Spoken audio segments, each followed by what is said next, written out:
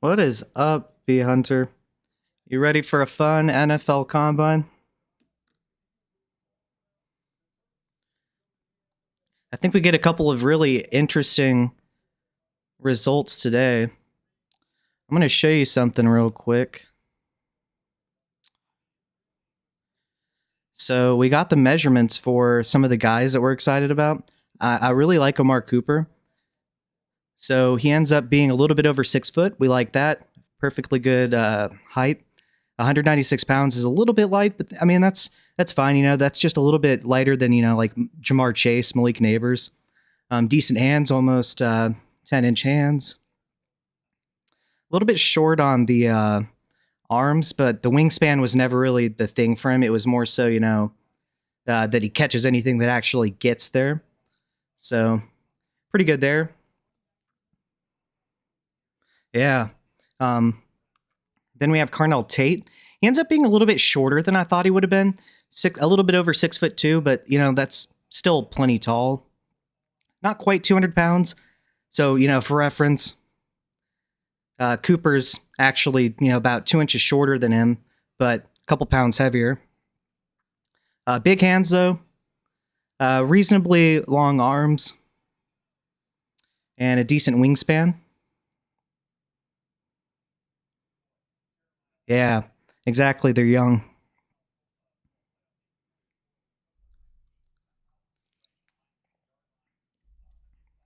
Moving on, we have Elijah Surratt. He ends up being a little bit over 6'2", 6'2.5", 210 pounds. He really does remind me of, Jakobi Meyers. Decent hands too, 10 inches. Makai Lemon. Frame will dictate in size. I completely agree. Looking at Makai Lemon, he is a little bit north of 5'11", so perfectly fine height. The weight, 192, is fine as well. Now, the hands are very, very small. I forget exactly what percentile they are, but I believe they're 9th percentile for Makai Lemon. And the arms are also very short, which we kind of knew this was going to be a thing for him. I was more so worried about, the actual height and weight combination rather than the frame and the catch radius. He pretty much catches anything that goes to him. It's just he can't extend and go gadget arm like some guys can. But yeah, the hands and arm length are a little bit not ideal for somebody of his size. Zachariah Branch, another guy, he's 5'8" and 5'8", so a little bit on the small side there. Also 177 pounds. We knew he was going to be kind of a skinnier player. I haven't done a profile on him yet, but kind of a speed demon guy. Not really, a true number one. I don't think he'll ever be.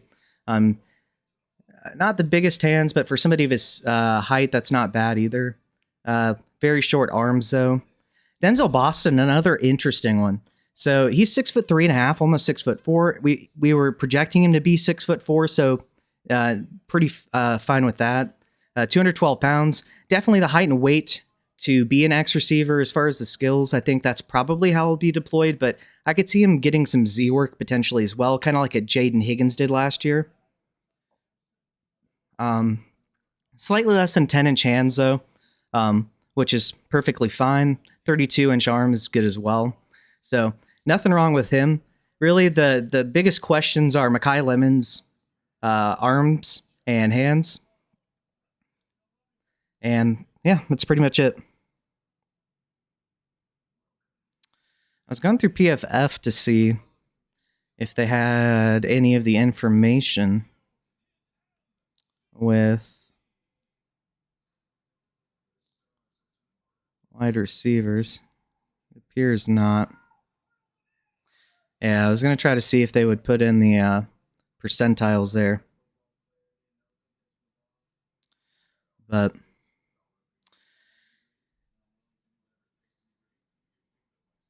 yeah, it'll be interesting to see. I wonder what order they're going to go in, if they're going to do quarterbacks first. I believe, if I remember correctly, last year they did quarterbacks first, and then I think they did running backs last, but I might be mistaken.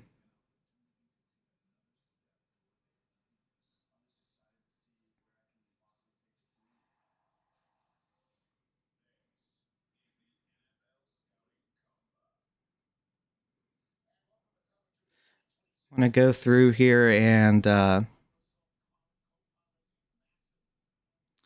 take a look at how Lance Zierlein has graded some of these players.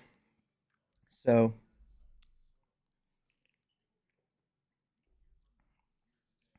taking a look, yeah, it's Cardinal Tatis is wide receiver 1. In a tier, it would appear pretty much with Micaiah Lemon. He has Jordan Tyson distinctly as wide receiver 3. But all of those players are going to be above kind of a group, a potential, third tier, I'd say, of Boston and Concepcion. Then he has Chris Brazzell. I feel like Chris Brazzell is one of those guys. That order sounds right to me. Last year. Yeah, I think that's right.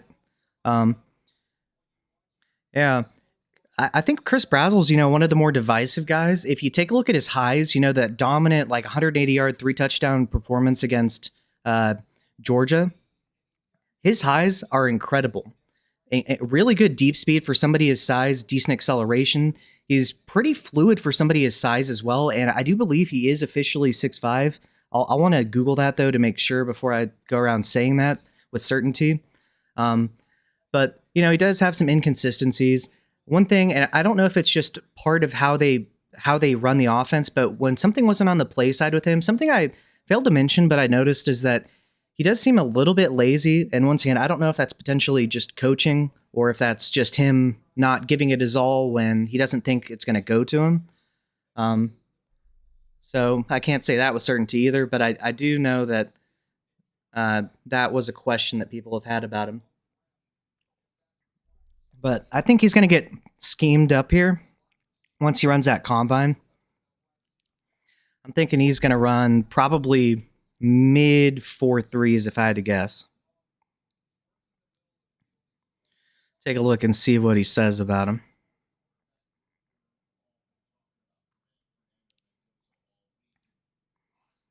Oh, so he was 6'4". Okay, well, still crazy tall. 198 pounds. That's closer to the 200. I like to see that. Hopefully, he can put on a little bit of weight, in my opinion. I think he could be a lot better than other wide receivers out of Tennessee have been recently. I think that while people are going to draw comparisons between him and Dante Thornton, I think that Brazzell is significantly better than him. I do wish he would have been an early declare. He's a redshirt junior, but that's why he's not, well, there's many reasons why he's not, an elite prospect, but that would have been better if he was an early declare. So Lance Zierlein says some of his weaknesses. He doesn't often tilt coverage off balance with route fakes.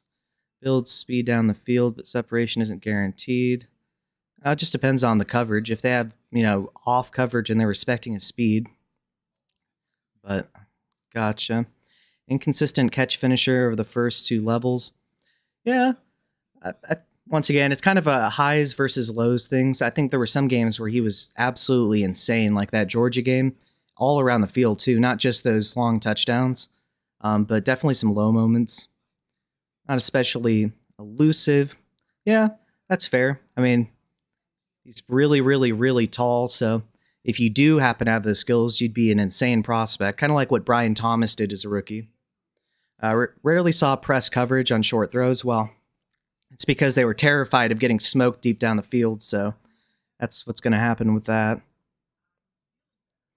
Taking a look, Glad he has Amari Cooper here. So Cooper says what? Wide receiver 1, 2, 3, 4, 5, 6, 7. Interesting. I had taken a look at some of these guys' individual profiles, but I hadn't really delved through the order in which he has them ranked. So I think I have Cooper as my wide receiver 4 or 5 as well.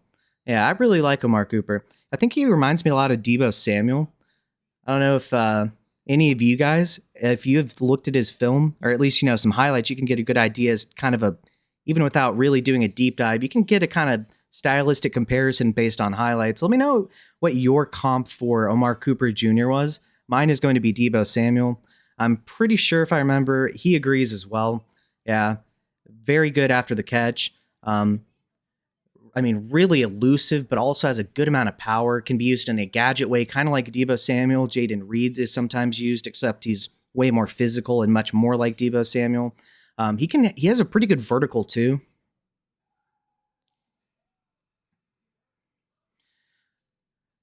Taking a look.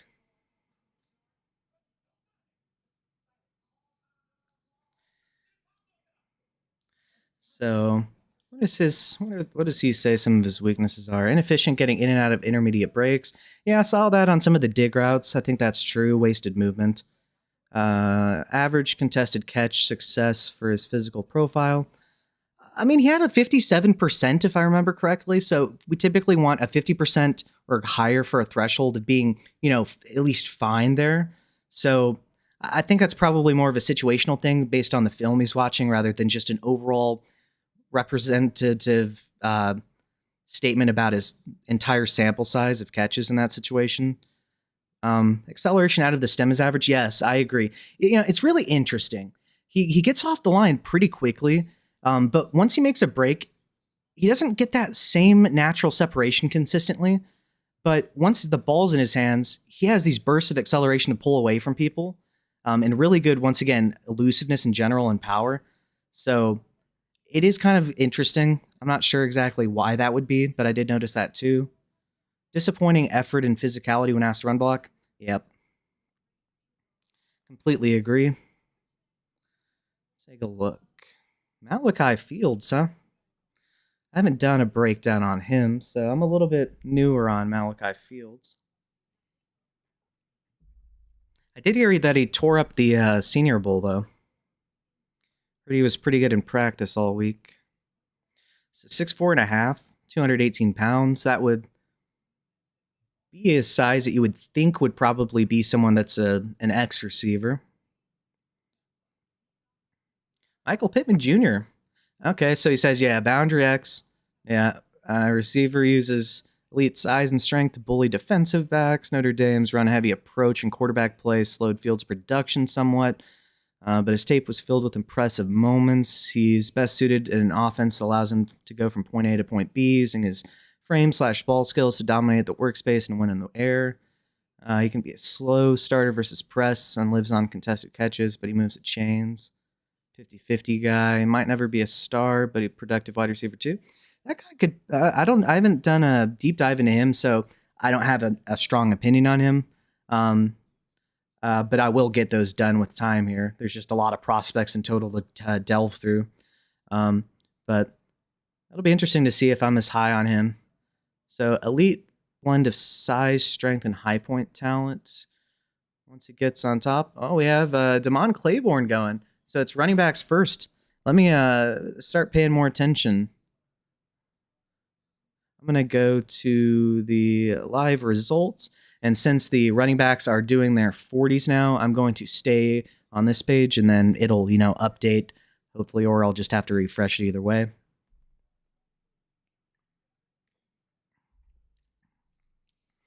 Thank you for watching this, by the way. I really appreciate your support.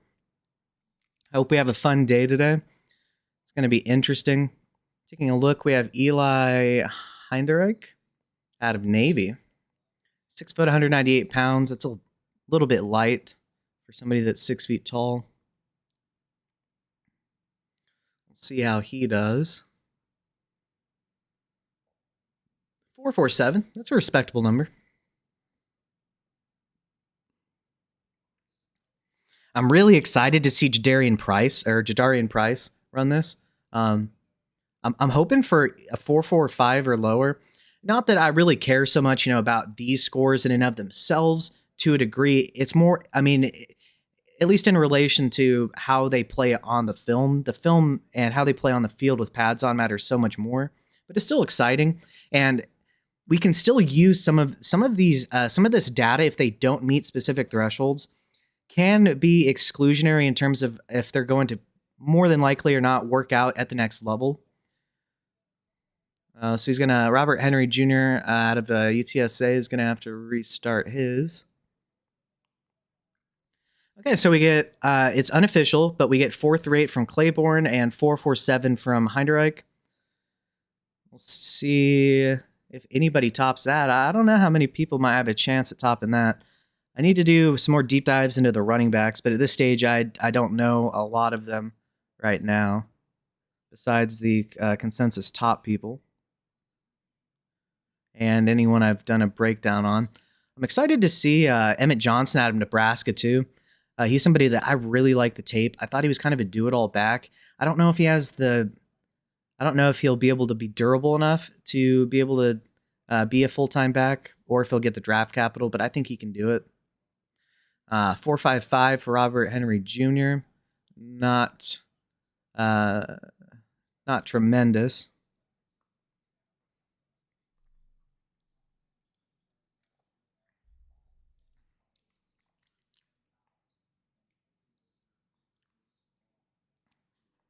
Emmett Johnson. Okay, guys, this is the one I'm really excited to see. I'm hoping for something really good here. Please be at least be under a 4.5, please. Come on. Come on, Emmett Johnson. Let's go.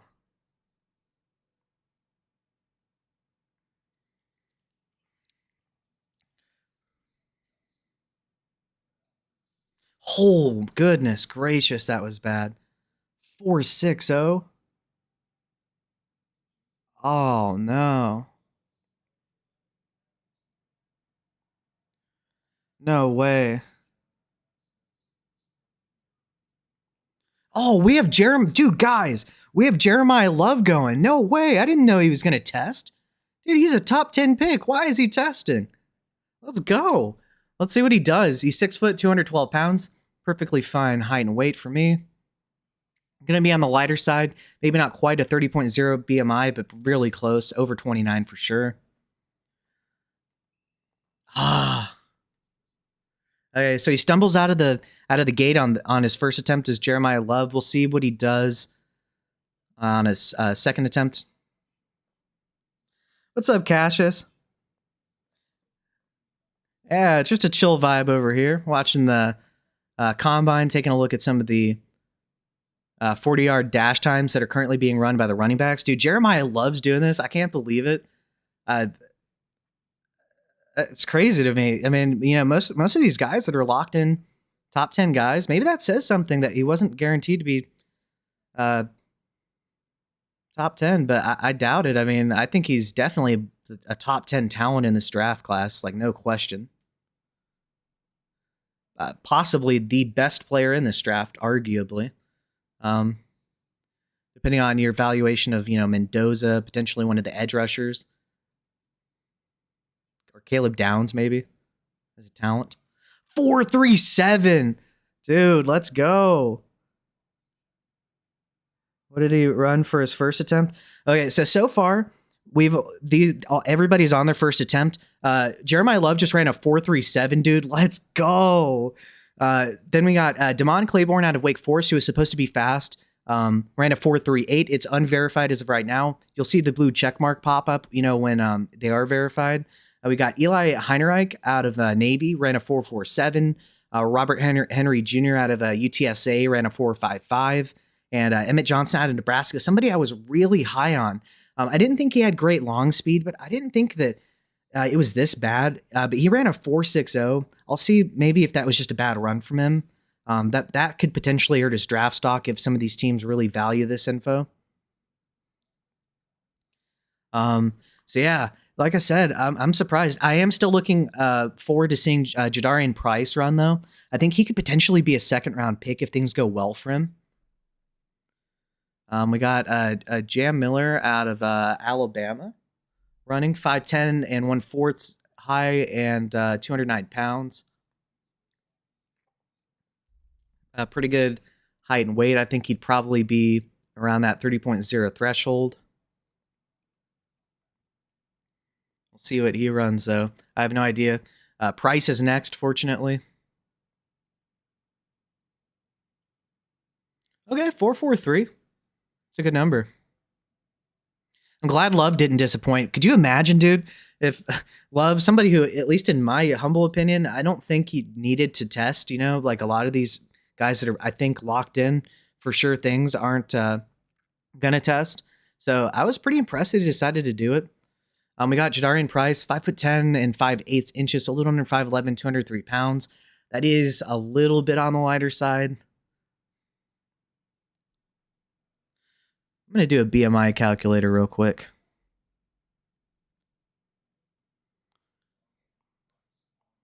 I'm going to do a BMI. So 5'11", 203 pounds.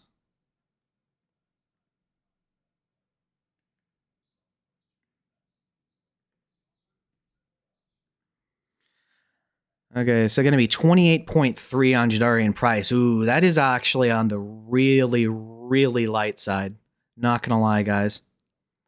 That is on the really, really light side. We'll see what he runs, though. A little bit under 5'11", 203 pounds.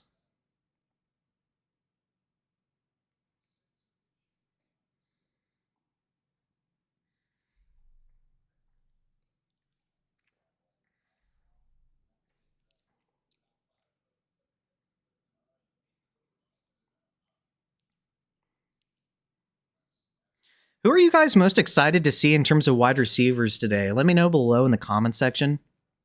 Personally, I'm really excited to see Chris Brazzell. Really excited to see Omar Cooper Jr. A couple of other players potentially. Casey Concepcion, I'm excited to see. Potentially a couple of others. I know some of those top end guys aren't going to be doing anything, though, until their pro day or potentially at all. All right, let's go, Price. Setting up to start his 40-yard dash right now. 28.3 BMI is really, really light, though. He runs with a decent amount of power, actually, considering he's that light, I gotta say. Ooh, 4.50. Not as fast as I thought he might be. I know he doesn't have tremendous long speed. I figured he might be a little bit better in a 40. We'll see, though. Yeah, not as fast as I would have hoped for being, a little bit lighter than I would have thought it, a little bit taller, too.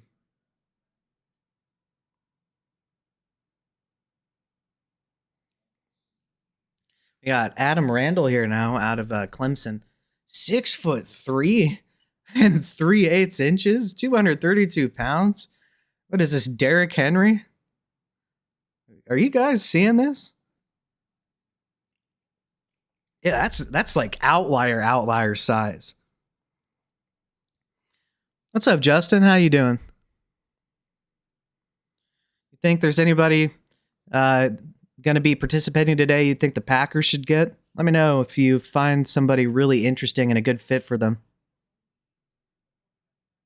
I know there's the potential departure of Dobbs. Maybe they look to bring somebody in. Maybe they just let Golden kind of take over and leave things as is. Curious what you might think about that. And we got Mike Washington Jr. out of and he is 6'1", 223 pounds out of Arkansas. We'll see what he runs. Man, Jadarian Price with a 4.50, huh? That's crazy. That is pretty disappointing.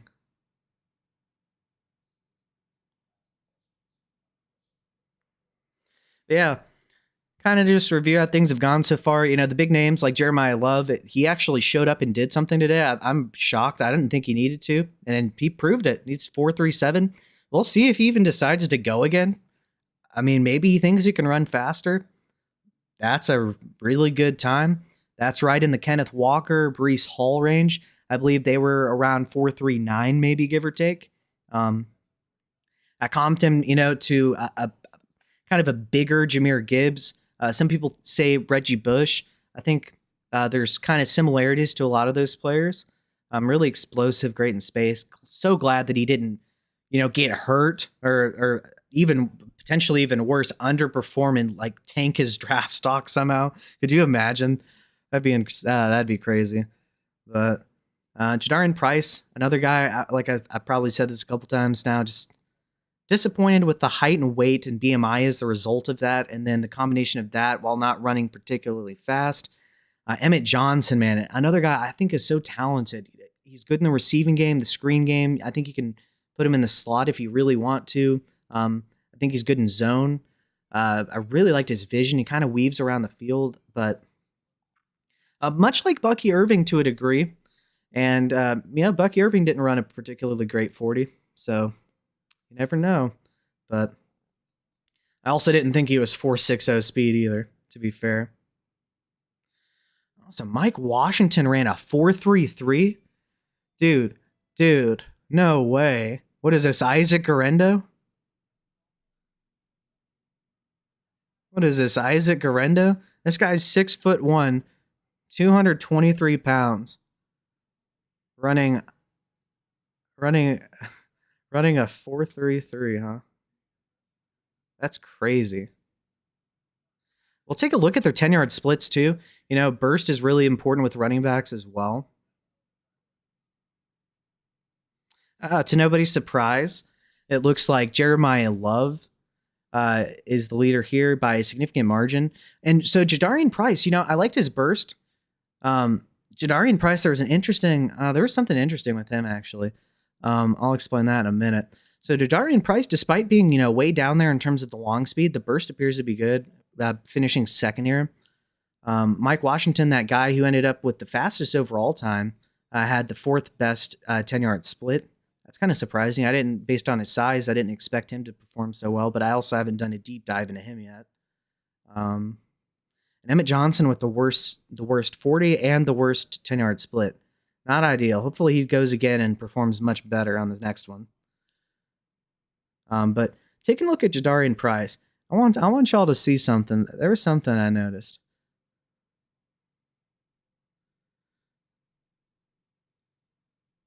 So in the strengths column here, right? This is Jadarian Price, mind you.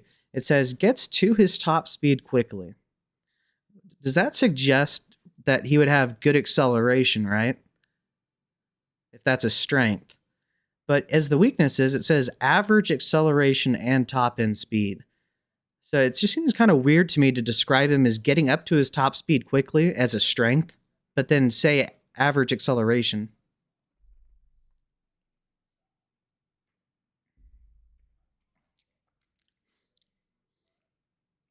Okay, so we're getting times again. Claiborne went again and he got a 4.37. Robert Henry went again and finished with a 4.53. He had a 4.55 before. Emmett Johnson went. He had a 4.60 the first time. He ended up with a 4.57 the second time. That's better. That just visually looks better. Jeremiah Love went again? 4.36, dude. Jeremiah Love ran a 4.36. He ran a good time and said, nah, I want to do that again. That's impressive. That's a lot of confidence, man. And deservedly so. Man.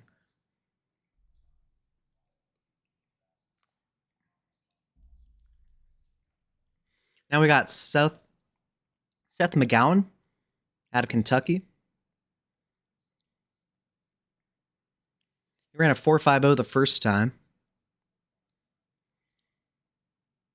Ran a 4.54, so a little bit slower on this one. We'll see what Mike Washington runs. That guy ran a 4.33 at like 6'1", 223 the first time. We got Jam Miller here. He ran a 4.43 before the first time. This is his second attempt. We'll see what he does here.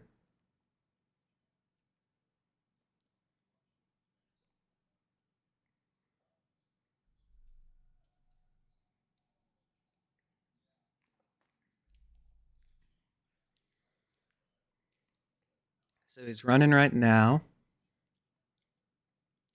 4.46. So he ran a 4.43 the first time. So didn't quite hit that the second attempt.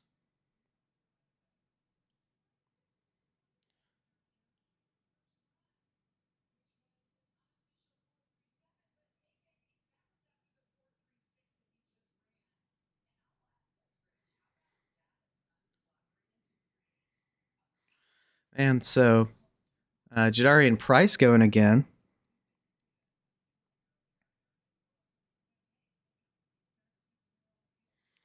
Hopefully Jadarian here does much better. Please do better than that. 4.51. Yeah. I don't think I could be wrong, but I don't think Jadarian Price with that height and weight combination resulting in a 28.3 BMI with a 4.50 and a 4.51 40. I don't think he'll probably be going second round. Thinking of guys that might go second round. Guys, I liked Emmett Johnson a lot. I thought he might get steamed up with a good combine. Running a 4.57 is probably not going to help him a ton. So I'm not sure. There might not be a second round running back this year. It'll be interesting. Have you ever done an auction startup? I'm in the middle of my first with 250 budgets. Wondering if you have a strategy or advice. So I haven't actually done an auction league. I would definitely go to different sites and figure out a budget for positions. I think you can still use methods such as wins above replacement that you can find on Dynasty Daddy to kind of get based on the league settings, and whether it's best ball or lineup might impact things. But you can still get wins above replacement to know the strategy as to how to build your team in an ideal build. As far as personal things I can think of off the top of my head, make sure you don't commit too much of your budget to any one individual player. Doing so can just hamstring your team. I would potentially, another strategy is if there's a really highly rated player and you don't actually want him, put him up to auction when it comes up to you, and then just let other people bid up to spend all their money, and then that might push down a good player that you can get later when people have overcommitted to players that you don't even want to begin with. Just a couple of simple things, in my opinion, but I'm not the authority on auction drafts exactly. I've never actually done one, but I would think that would be pretty good advice.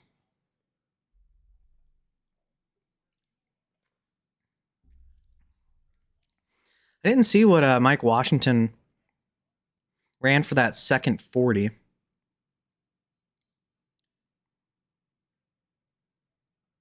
I believe it would have been either worse than 4.33 or 4.33 exactly, because it doesn't have an updated score. But yeah, overall, this has been, people are saying, glad our uneducated approaches are the same. Thank you. Yeah. That's one weakness. I didn't even think about that. I really do need to do an auction league so I can know how to do that too, for sure. I think a lot of principles would remain the same. It's just it pays to be a little bit manipulative when you do the startup draft by suggesting players you don't really want. I think that will probably help you the most, potentially. Get people to overspend on players you don't even have interest in drafting. So Interesting. A couple of disappointments, but a couple of really good times here with the running backs. Um, overall, they people are saying that this is like the most athletic draft we've seen so far in terms of like 40-yard dash speed and dash speed and you know burst via broad and vertical jumps for the positions. Pretty interesting. At least since I believe it was 2003. There was a graphic I saw somewhere about that, but I do find that interesting. I'm curious. This Mike Washington that ran a 4.33.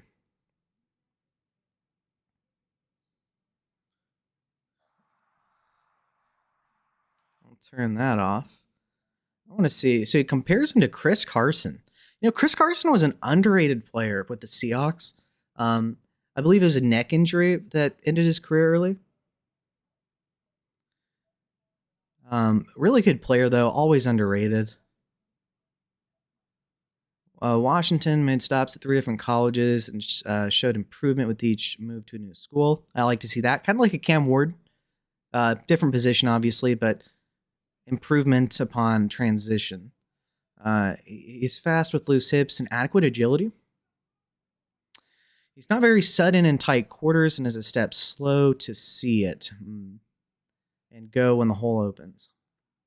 Vision, but really athletic. Vision issues, but really athletic, huh? He can glide and swerve around interior traffic once he's on the move. I am going to have to check this guy out.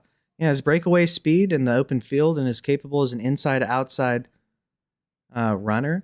Running to his size with a greater degree of aggression will be the key as he makes a jump. He has the traits and talent to become a solid rotational back.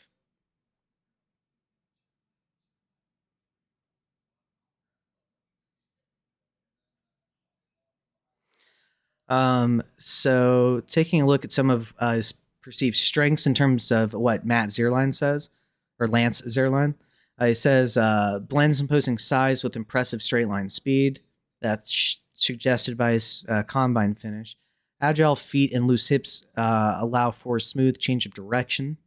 Has good burst to keep the run wide and beat flowing pursuit to the corner. Reads blocks and moves fluidly through lane development inside. Size allows him to run through cornerbacks and run support. I like to see that at least. It's not a great day when cornerbacks are tackling you easily as a running back. Able to drive through tacklers and fall forward for additional yardage. That would make sense with his blend of size and speed. Can do damage with big plays on swing passes. Some weaknesses they're saying about Mike Washington Jr. Needs to gather steps getting into downhill cuts in outside zone. Okay, can be a step slow to see the opening and trigger downhill. Wonder if that's potential confidence or coaching issue. I'm not sure. I would assume potentially confidence issue with what you're saying, or maybe a little bit not quick to process like some other people potentially. Um, Needs to become more willful and aggressive between the tackles. Okay. Lacks sudden acceleration for ideal escapability in small spaces.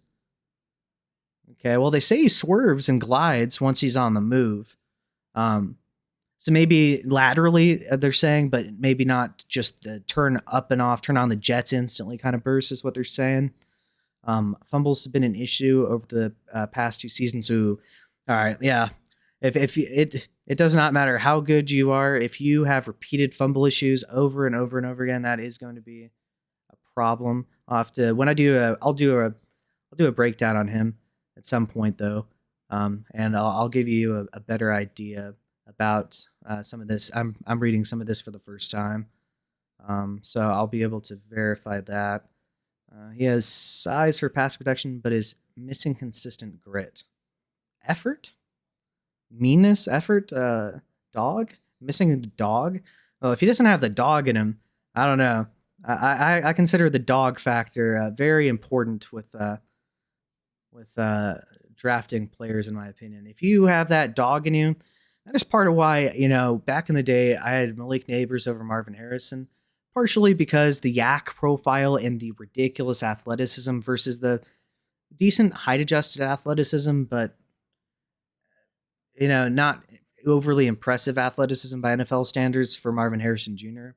I thought it would translate, but also Malik Neighbors just had that dog in him. I mean, he was yelling at people left and right, letting everybody know when he was doing it. So, if you have that dog in you, it's just part of what I think makes the best players unguardable.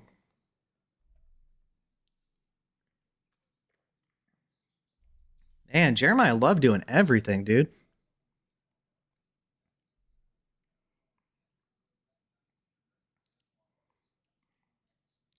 I'll get back to this though. I'm not sure they're getting ready to do something right now. It doesn't really say what exactly they're doing. Okay. So we got official times locked in now.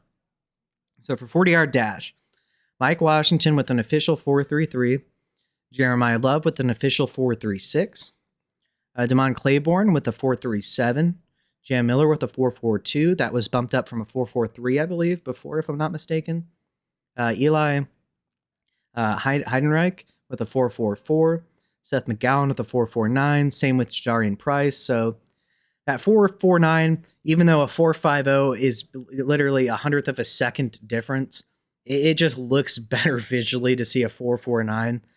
But overall, not particularly great. I was hoping for better. Adam Randall with a 4.50, Robert Henry Jr. with a 4.52, and Emmett Johnson with a 4.56. Man, at least he didn't finish the 4.60. That would have just been a death sentence. 4.56 is not good, though, especially for somebody that's not overly large in terms of his BMI. We'll take a look at some of the 10-yard splits. Oh, we got Katron Allen right here. Taking a look, though, at the 10-yard splits, Mike Washington led with a 1.51, Jam Miller with a 1.53, Eli Heidenreich with a 1.55, same with Jeremiah Love, 1.59, Emmett Johnson with a 1.59. So his 10-yard split was better than his 40-yard dash overall. Seth McGowan with the 1.60. Same with Adam Randall. Jadarian Price with the 1.61. Very disappointing. Same with Robert Henry Jr. out of UTSA.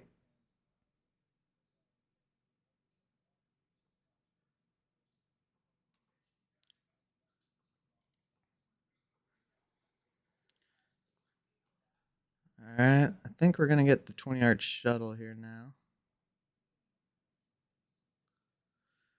We got Roman Hemby going.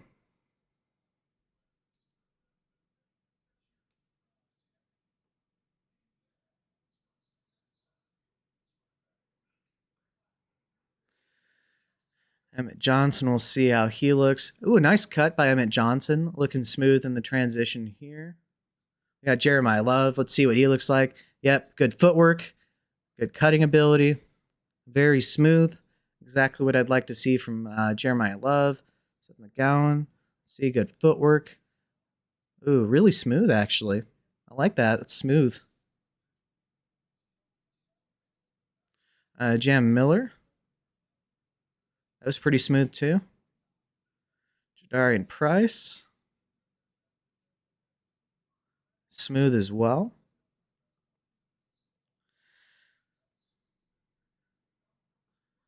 Oh, so we already got vertical jumps, huh? I didn't know we got the vertical jumps from the running backs. Yeah, guys. All right, so let's take a look at those. I didn't know that. Okay, so Seth McGowan, the 30 or a 42.5, easily the best. I think that's a pretty good number. Mike Washington with a 39. That makes sense given that his 40-yard dash time with the height and weight combination that he would probably have pretty good burst, but not necessarily, I guess. But still very impressive. Emmett Johnson way down there with the 35.5. Jadarian Price with the 35. Jam Miller all the way down there at the 30.5. Looks like we did not get anything from Jeremiah Love as far as that's concerned, and didn't look like we got anything from Katron Allen either. I know it was kind of disappointing because who's the other running back out of Penn State that I am blanking on for some reason? He broke his bone, I believe, and he can't participate. We got the broad jump here. So we got Seth McGowan leading that. We got Mike Washington in second place. Robert Henry Jr. third. Then we have Jadarian Price. Damon Claiborne up there as well. Emmett Johnson near the bottom. Same with Jam Miller. Going back to the 3 cones. I'm pretty sure it's just glitching.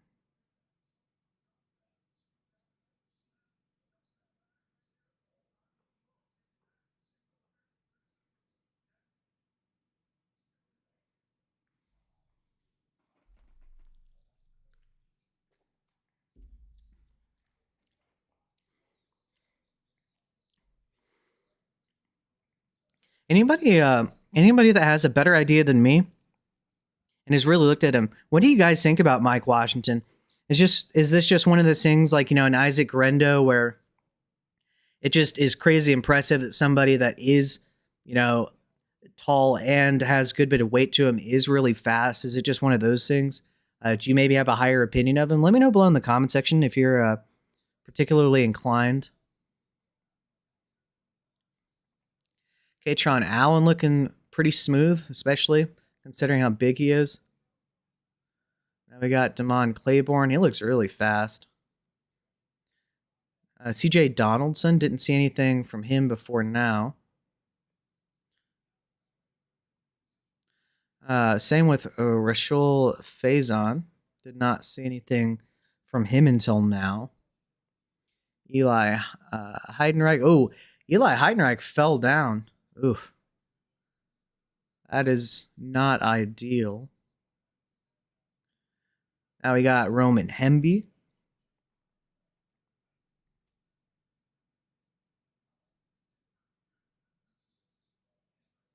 Robert Henry Jr. Emmett Johnson. Looking pretty decent. Jeremiah Love again, looking really smooth and super fast as per usual. And we got Seth McGowan.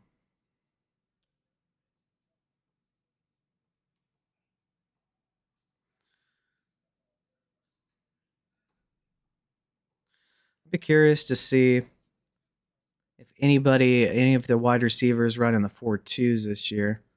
I doubt it. Interesting, though. Something else I wanted to mention. Oh, I forgot to mention this before. So, tight ends went yesterday. This is fantasy relevant.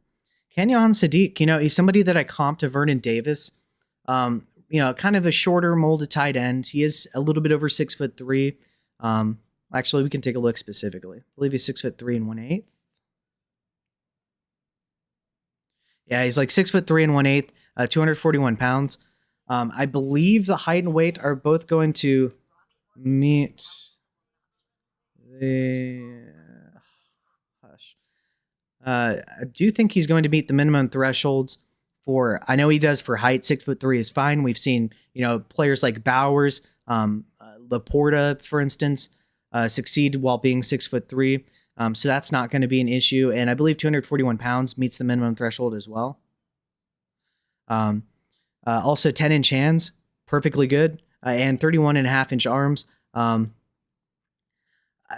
don't believe that is particularly great, but I think it's acceptable and fine. But very, very athletic. So he ran a 4.39 40-yard dash, which confirms what we already know. You just have to watch some highlights to see that he gets vertical separation down the seams with ease.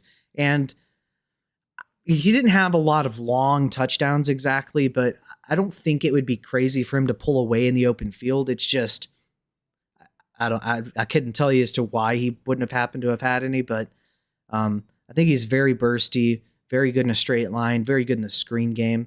Ran at 1.54 on the 10-yard split with a 43.5 vertical jump. That is crazy. along with an 11-1 broad jump, also very good, with 26 bench reps.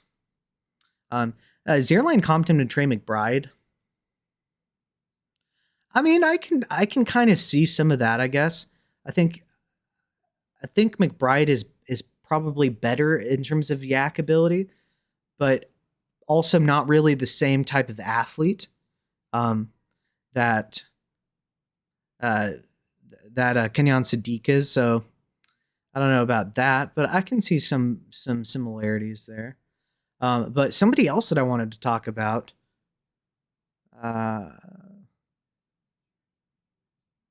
Well, one person I want to talk about is Eli Stowers here out of Vanderbilt. So 6'4" and 239 pounds. So 6'4" is perfectly acceptable. 239 pounds, while also being not even 6'3", but being 6'4", is on the little bit smaller side. But he ran a 4.5 140-yard dash, a 1.59 on the 10-yard split. But the vertical jump of 45.5 inches, I forget. It's like one of the best that we've seen, like in combine history, I believe. I believe there's maybe one player with a higher vertical jump, but it's like insane. So I'm actually gonna look that up on X real quick. So we're gonna go.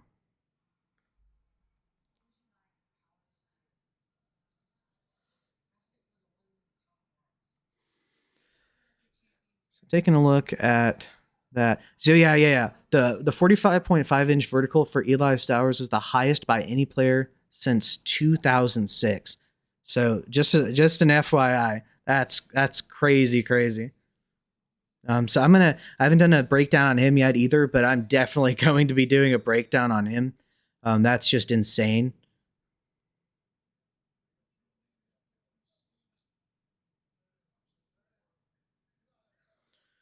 See if there was anything about percentile. Okay, yeah. That's not right.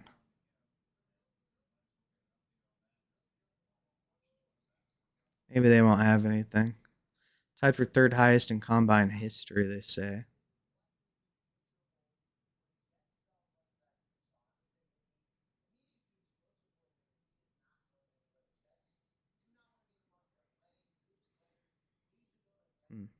We'll go back to the combine, and I want to see if there's anything else.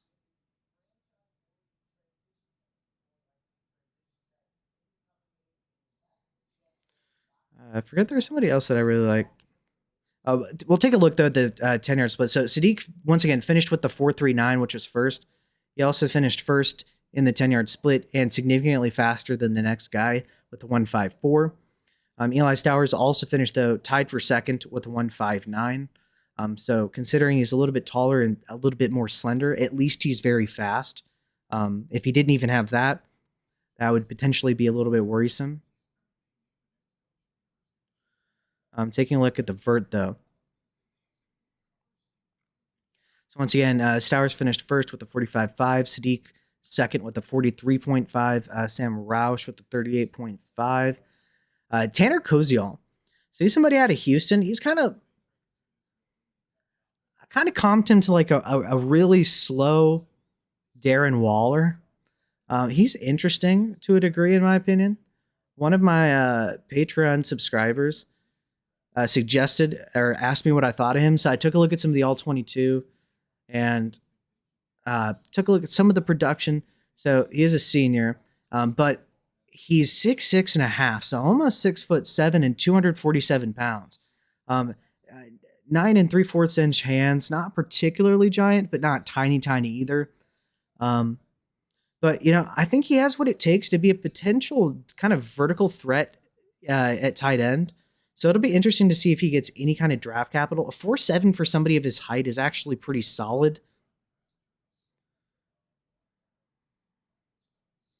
So now we got the running backs doing drills, though. They're doing pass catching drills where they're running towards the sideline and turning up field. We got Roman Hemby here. I'm going to the broad jump, though. Eli Stowers also finishes first with 11.3. Sadiq second with an 11.1. Eli Raridan with a 10.3. Tanner Koziol with a 10.2. Nobody else of note that I can think of there. Nobody particular did that. And bench, I don't think too many. Oh, Sadiq finished second with a 26. Hibner with a 28 winning that, though. Eli Raridan down there with 20, not particularly great.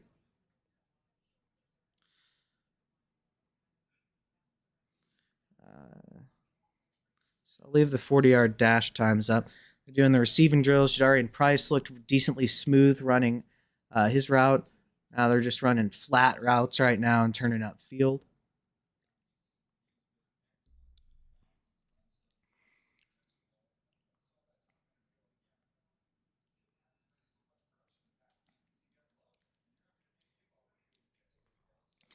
If anybody's watching this right now, let me know, who is your biggest sleeper? Who is your biggest sleeper in this draft class?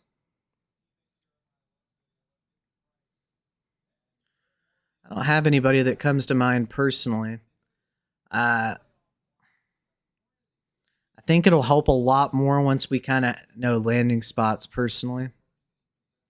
I thought Emmett Johnson might be a sleeper, but he kind of got hyped up to a degree where I didn't know if he'd classify, and then he's kind of disappointed today. So that kind of would have been my answer. With Jadarian Price, I don't think he'd qualify as a sleeper because I think a lot of people have him as running back 2 of the class. They're comping him to Tony Pollard. 5'10" and 5'8" for Price versus 5'11", basically the same weight. Size wise, maybe. I think that Price is better in the open field, but I think that Tony Pollard, at least coming out of college, was much faster in a straight line.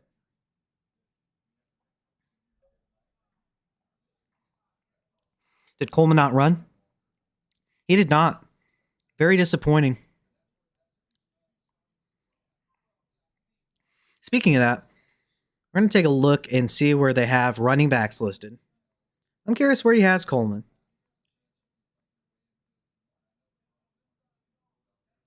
No way. He has Jonah Coleman down there? Dude. He has Jonah Coleman all the way down here. That's insane. I mean, I wasn't as high on Jonah Coleman as I've seen some people. Not that I don't like him or anything, but that seems crazy to me. So he has Jeremiah Love, obviously, is the best running back. That's consensus. I don't disagree with that. I don't know many people that would disagree with that if they're serious. At least out of everyone I've seen so far. But Jadarian Price, he had him as number 2 with Mike Washington as the 3rd. Le'Veon Moss, then Randall, Taylor, Emmett Johnson. He has way down there. I liked him a lot more than he does. Nick Singleton down there ways 2. Nick Singleton couldn't participate because of the broken bone, I believe it was. Jonah Coleman, though. I wonder, what does he not like about Jonah Coleman? So a 5'9" is an average backup or special teamer. Obviously, Jonah Coleman out of Washington, 5'8", 220 pounds. So, you want to talk about, if you want, somebody that, think like Kyle Monangai potentially, in terms of somebody that's really short but just built like a truck. In terms of like a player that's playing right now. But he doesn't give a comp. He says, team captain, productive 3-down back. Coleman has a clear understanding of run block schemes and protection duties. He knows where blocks are likely to develop and find the spots. However, he lacks speed as an outside runner and average burst between the tackles. I completely agree about him just not being particularly explosive this year. Um, he's more of a tackle slipper than a tackle breaker. Yeah. So it's imperative that Coleman plays at a brisker pace to stay ahead of closing defenders. He projects as a day 3 option to compete with the job as a 3-down backup. So the strengths. The first strength is team captain. With compact frame and sturdy base, that's true. Being 5'8", 220 pounds will do that. Lost only 1 fumble in 4 seasons. Okay, well, ball security, that is very good. If he has some injuries and if he does end up being, a backup with starter potential, if potentially there's an injury, you got to be able to hang out of the ball. Shakes are subtle but effective to elude tacklers in tight quarters. Able to process and cut to a new lane after hitting it downhill. Does a good job of setting up lead blocks inside and in space. Gets to his protection duties and squares up blitzers. Weaknesses will slow feet into contact between the tackles. Doesn't press the line deep on inside or outside zone. Below average burst through the line into the corner. I agree. He's not going to be. You will not be seeing 70-yard touchdowns with him. He's not doing that. Needs to play faster in the early stages of runs as a pro. I agree. I kind of viewed it as patience, but I can see that. Like somebody like Le'Veon Bell. If Lev Bell had done what he did in the NFL and college, everyone would have said that, he's too hesitant. He needs to have more confidence, So I think that's contingent on the scheme and potentially some talent, but obviously I don't think he's Le'Veon Bell. But just an example of a situation where that could happen and there actually be a legitimate reason. But then again, Le'Veon Bell had a very good line, so his running style only worked because his line would get the job done. As a prolific, or not as prolific a tackle breaker as expected for his frame. Yeah, that's true. I thought Kyle Monangai was different in terms of breaking tackles and being a mother something to tackle, for somebody his size too. So that's interesting though. He's lower than maybe anyone I've seen on Jonah Coleman. That's kind of crazy, but he might know something I don't. Wonder what he thinks of Katron Allen. I kind of liked Katron Allen. I don't think Katron's going to be a starting running back exactly, a full 3-down back. I don't think he's maybe that good, but I could definitely see him being, a power back in a committee for sure. I don't think he's going to be getting a lot of receiving work. 5'11", 216 pounds. Plenty of height and weight there. Comped him to Tyler Algier. I can see that. So he's a productive. Allen is productive with good size and vision, but below average explosiveness. He's a fluid runner with ideal patience and a natural feel for when to cut off his blocks. He runs low to the ground with strength to run through arm tackles and fall forward after contact. A feel for lane development allows him to fit any scheme, but his lack of burst is likely to constrict the field and limit his ability to find explosive runs. Allen appears to lack third down and special teams value, but he could earn a spot as a solid backup. He has good size and runs with bend/balance through contact, processes and adjusts to moving fronts without losing his pace, allows blocks to develop and plays with good feel for when to cut.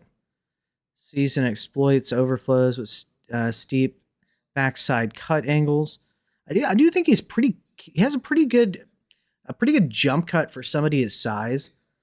Not a third down back. Yeah, I mean, that not only do I think it's just not as advantageous. I just don't think he's particularly strong there. But I also think turn my phone to silent. So, yeah, I forget where I was going with that, but let me. Sorry about that. But excellent ball security over the last 2 years. Yeah, I didn't see any fumbles. I don't remember how many fumbles he had, but definitely not a lot.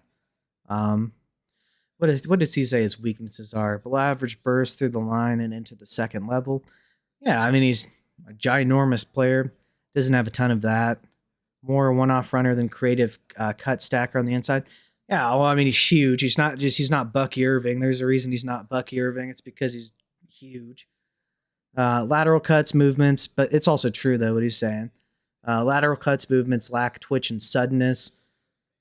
I mean, I think they're okay for somebody his size, but I get it when you compare him to tiny people or just elite backs like Jeremiah Love. Sure, um, lack speed to threaten defenses as an outside runner. Yeah, I mean he's not going to turn the corner. It's kind of like Jonah Coleman, the bigger guys. Just is.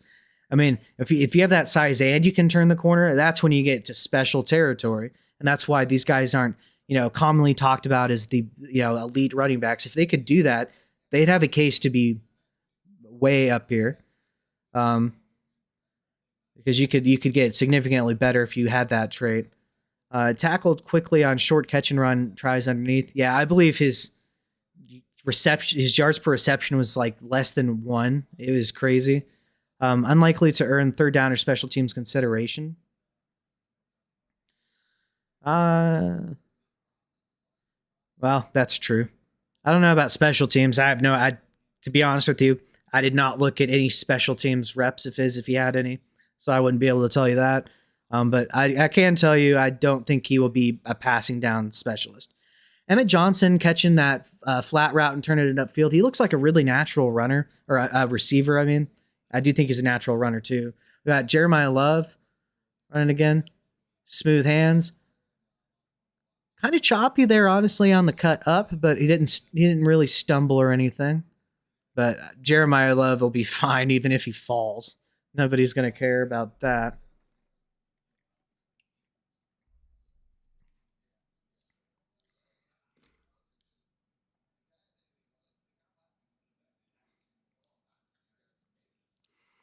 Somebody in my league put up Garrett Wilson and Kyler Murray on the trade block.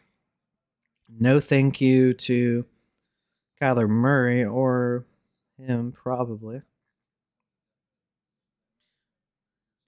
Personally, in that league, at least with the roster composition which I have. Jamari Taylor out of Virginia kind of stumbled on his cut breaking.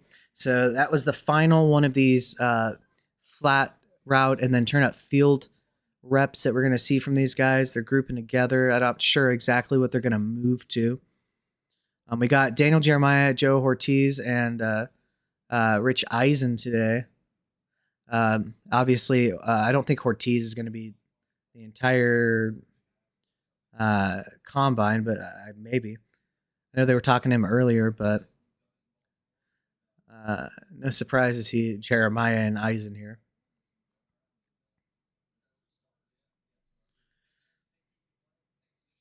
Anybody who's actually watching this right now, let me know where do you think Jeremiah Love goes in the draft and what team? I think there's a serious chance that the Saints take him at 8. I think the Chiefs are a popular destination potentially. There's been rumors about the Giants potentially taking him.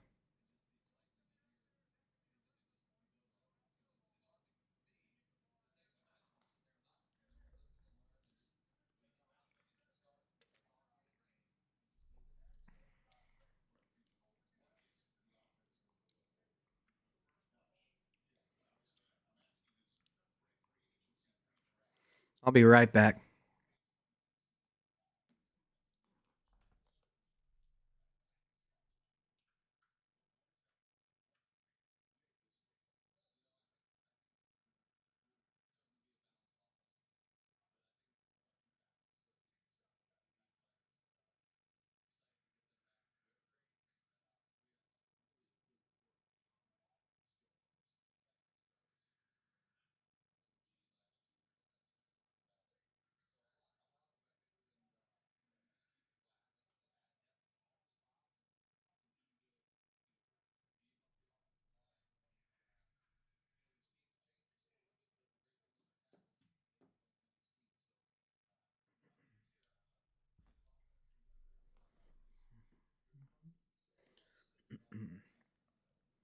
So going back,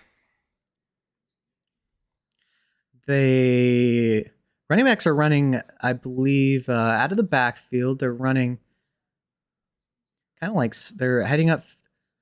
They're running angles. So we got Robert Henry Jr. running an angle. Looked pretty natural. Liked what I saw out of him. Emmett Johnson, I'm excited to see him. Good hands, natural hands, heading upfield. Trying to give his all. Oh, we got Jeremiah Love again. Oh, Jeremiah Love stumbled. Nice recovery, though. Good hands. Smooth. I believe that's the first time I've seen Jeremiah Love stumble. Seth McGowan looked real natural catching that football. I'll have to do a breakdown on him. Jam Miller looked pretty natural there for Jam Miller, so that's good to see. Now we got Jadarian Price, hoping to see good things from him. Pretty decent hands, it looked like there. Wasn't the best pass, in my opinion. Not sure who was throwing to him. Now we got Adam Randall. Good hands, good catch. It was a little bit away. I don't think that was the best pass either. Jamari Taylor, good hands, extension. He had to catch it ahead of him. Good smooth transition there for him.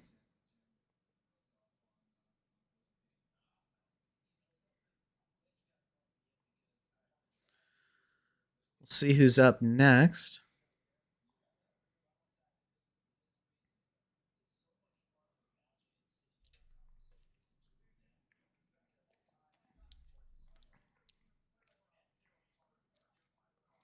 I want to say thanks to anybody who's watching this. I appreciate your support. Figured it'd just be a good time to chill out and, have a drink and just sit back and watch the combine. See if anybody wows us. I think it'll be exciting once we get to the 40-yard dashes for the wide receivers. I'm not sure if they'll do quarterbacks or wide receivers first.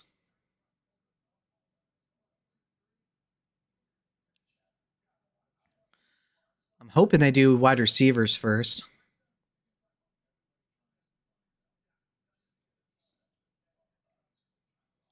Not sure. I couldn't hear exactly what they're having him do, but we got, looks like Katron Allen up first for whatever he is doing.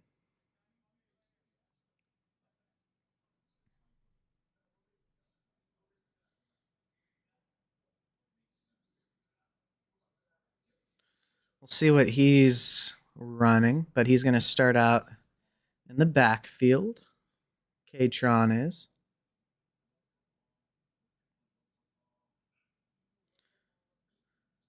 Okay, so he's running to the flat and then heading upfield. Not quite a wheel. CJ Donaldson looks pretty smooth.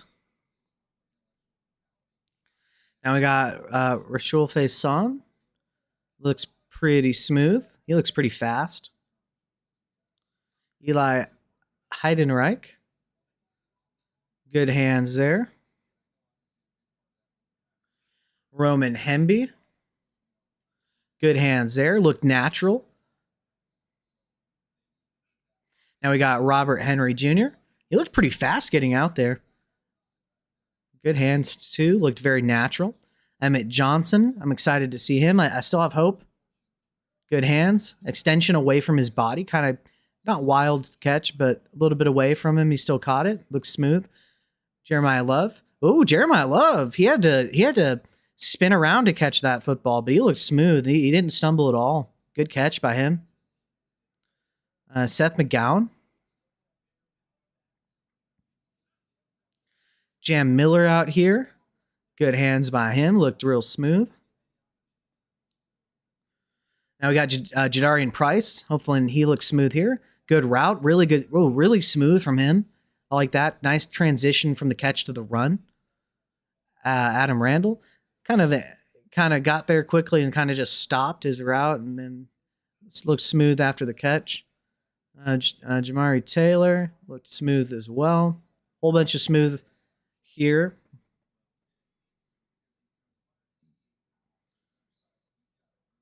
Okay, so it looks like they have running backs first, then quarterbacks, and wide receivers. So it looks like we might have to wait a while, potentially at least, to get to the wide receiver 40-yard dash times. They're probably saving the best for last, if I had to guess. Try to get the most amount of people to watch this, maybe.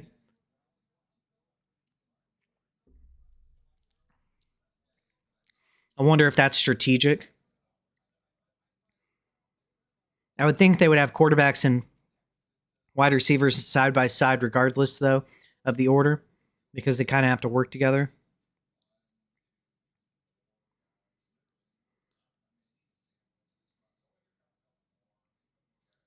Man, they're showing a highlight of somebody. I don't know who this is, but he's trucking through 5 people and almost lost the ball when he scored. Who are they talking about right now?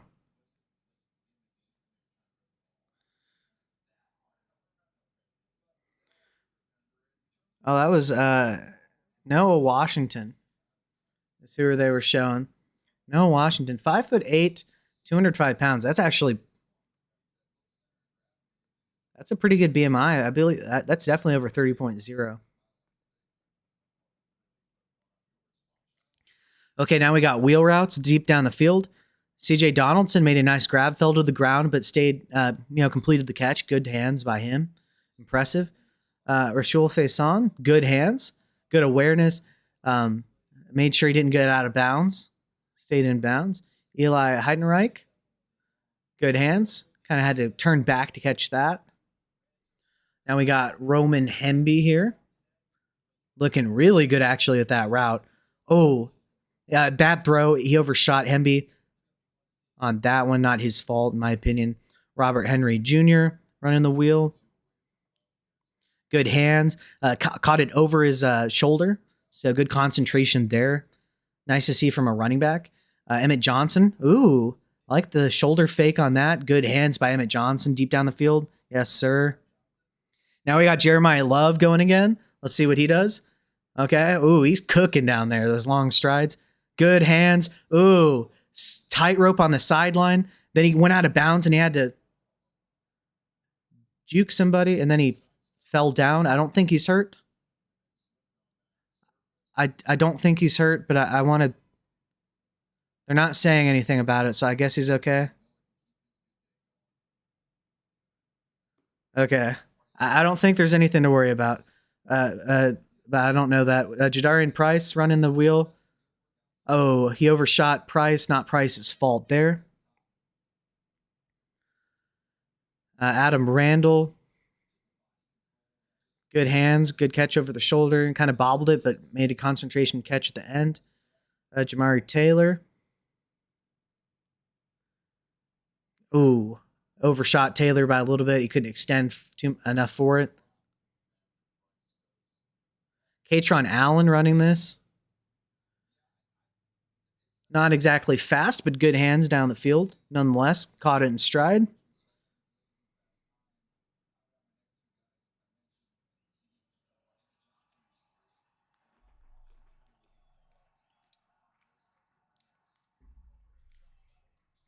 Is that running back? Is that all for running backs?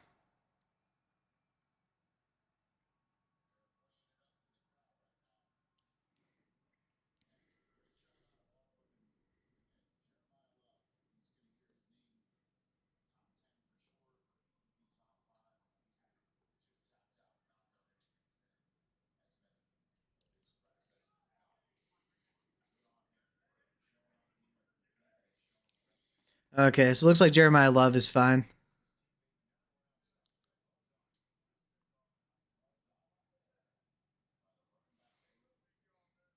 So they're doing their team huddle after, well, not team, but position group huddle.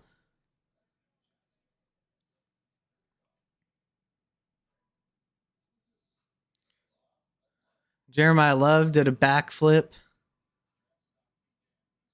Man, he's showing off today. Good for him. I'm glad we got something out of Jeremiah Love. That definitely helped make this a lot more exciting.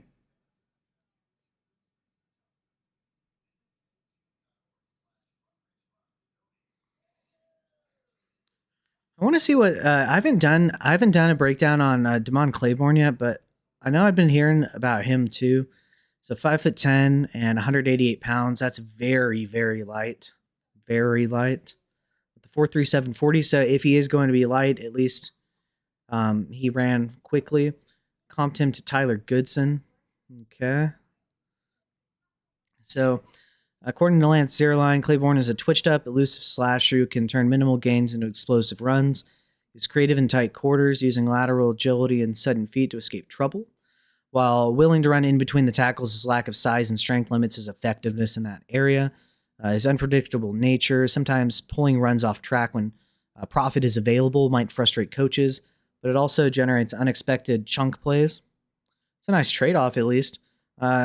He projects as a middle round, change of pace option, and complementary back who can inject much needed juice into a dull, predictable running game. Okay. So some of his strengths: displays adequate blend of patience and urgency as a runner, hyper twitchy with ability to plant and cut in an instant, elite burst to rocket pass linebackers into the third level, speed to outflank tacklers wide and or break away in the open field, makes linebackers pay for missed run fits, stacks moves, making him hard to dial in on for tacklers, experienced kick returner with 2 career touchdowns. Weaknesses, though, according to Lance, are herky-jerky running style, lacking desired tempo for wide zone. Okay. Modest run strength and takes on heavy contact between tackles. Well, he's really light for somebody that's as tall as he is, so that would make sense. Doesn't run with much with complete buy-in or trust of the run blocking. Well, was his run blocking good? Not that that's exactly an excuse, but I'd want to see what his run blocking was like before I criticize him for not trusting it. Ball security became an issue in 2025. Now that's definitely, yeah. With all these guys, you cannot have ball security issues. That just, you can't. Stiff hands as a pass catcher and struggles in blitz pickup. For being somebody that's that light, if you're not good in the pass game, I didn't see any drops by him, though. He appeared to catch everything. Does too much stutter stepping as a kick returner. Well, yeah, if he's not going to be great in the kick return game either. How high did he have Claiborne? Oh, this was by 40-yard dash time. I was like, dang, man, he had him as his third running back, and he's saying that? That'd be insane. Yeah. I'm curious, though. A couple of other things, though. I know this is a fantasy football channel, but I still get excited. I like the real NFL, obviously, as well. And I appreciate things that aren't fantasy, even though I generally make fantasy content. But taking a look at the live results for the defensive ends, man, Arvell Reese, dude. So I know there's been a lot of talk, what position is he going to play? He said he wanted to be an edge, or he said that he is an edge, rather. I think he's going to do that so he can get drafted as an edge, which should improve his draft stock. And if he hits, give him a higher contract than if he's playing some kind of linebacker, right? I think he could play any linebacker position personally, and edge. I think he's that good. But 6'4" and 241 pounds, plenty of height, not a ton of weight, but that's fine in my opinion. 32.5-inch arms, great. 9.5-inch hands are fine as well. Nothing crazy, but that's fine. But ran a 4.46 40-yard dash and a 1.58 on the split. So when we take a look at the 40-yard dash times, for instance, he edged out David Bailey, who I also really like, with the only 4.4 among defensive ends. And then when we take a look at the split, he was second, well, technically first, I guess. He's actually first, you could say, with a 1.58, but Cassius Howell also tied him there. But somebody I really, really also like a lot is David Bailey this year. So he's 6'4" and 251 pounds, but he has massive arms, 33 3/4 inch, along with really good hand size as well, 10 1/4. So as far as that's concerned, no issue. He is a senior, but I don't care if he's an edge prospect. He ran a 4.5, like I said, at 1.62 split is good as well. A decent vertical jump, not crazy, but 35, and then a 10.9 broad jump.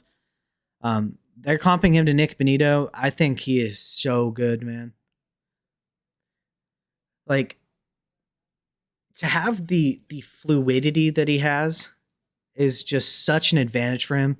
To be able to bend around the edge, to be able to set himself up with finesse moves, I think he is going to be a very, very good player. Moving on, though, I know some linebackers also got some hype. Sonny Styles, man. I was sharing some of this in the Discord for the Patreon members. Dude, Sonny Styles, it's crazy, crazy. 6'5" and 244 pounds. And this guy's running a 4.46 40-yard dash with a 1.56 10-yard split. A 43.5-inch vertical is insane with an 11.2 broad jump, a 7.09 on the three-cone drill, and a 4.26 40-yard shuttle. He's Zierlein comped him to Fred Warner. I don't have a particular comp. I haven't really thought about that. But I was impressed with Styles. This is a pretty commonly known fact, but he was originally going to be a safety for Ohio State. He was measured at 6'4" when he first got there, I believe. And I believe he's like 221 pounds. Basically you would think size and weight wise, basically kind of like a Kyle Hamilton type of player. In terms of at least just the size, not exactly as a prospect, I don't think, but they switched him to linebacker. He ended up being 6'5" and super, super athlete, dude. I think he's going to be great. I know, the guys at, not PFF, but NFSC, NFL Stock Exchange, Connor Rogers and his partner, they had him going a while ago 15th to the Buccaneers, which I think admittedly would be a really good fit. But I don't see any way that he falls down to there now. I think he's probably a round pick 10 maybe, give or take. So yeah, Jeremiah Love looks to be okay. Fortunately, that was just a little injury scare, nothing to really worry about. Now I'm getting a look at Mike Washington Jr.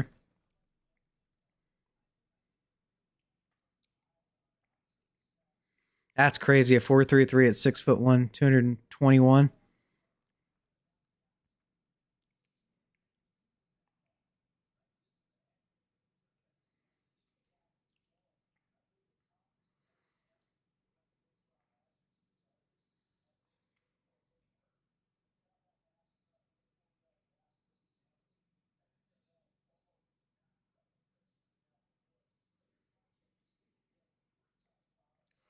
I'm gonna see if anybody said anything on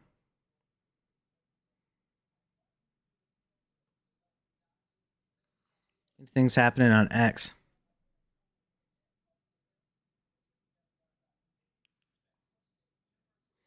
Well, hopefully we don't see that as a touchdown celebration. No, thank you. Matthew Berry is saying Kyler Murray to the Jets.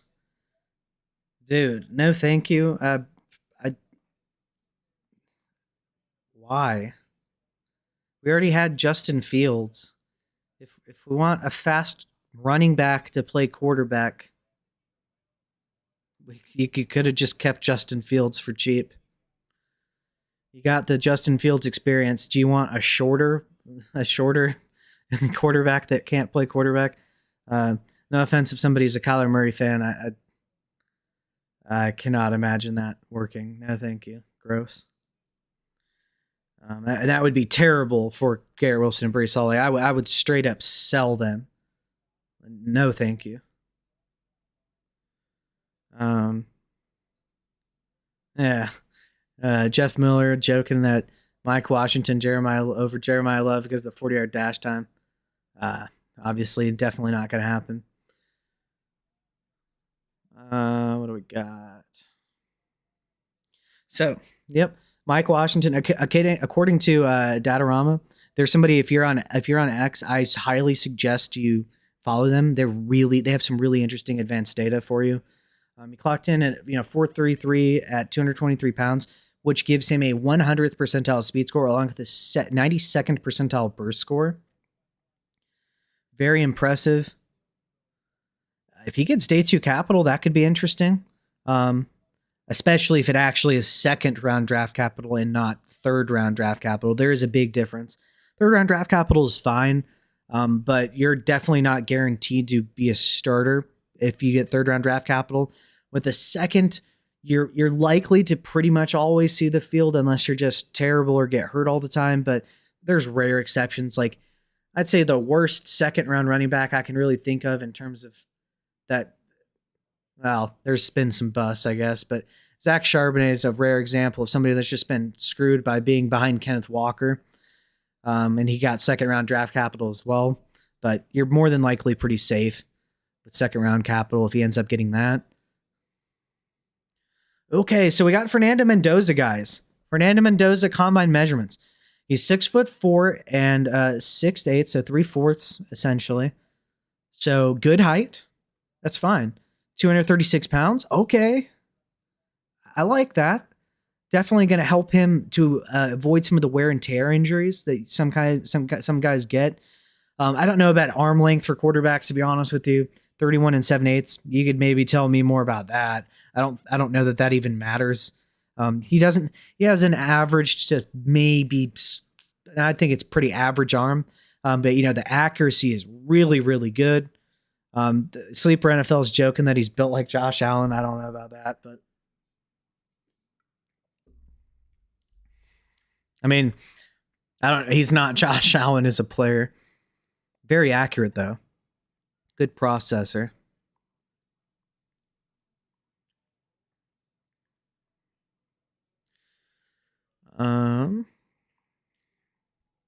They have Jeremiah Love versus Saquon Barkley.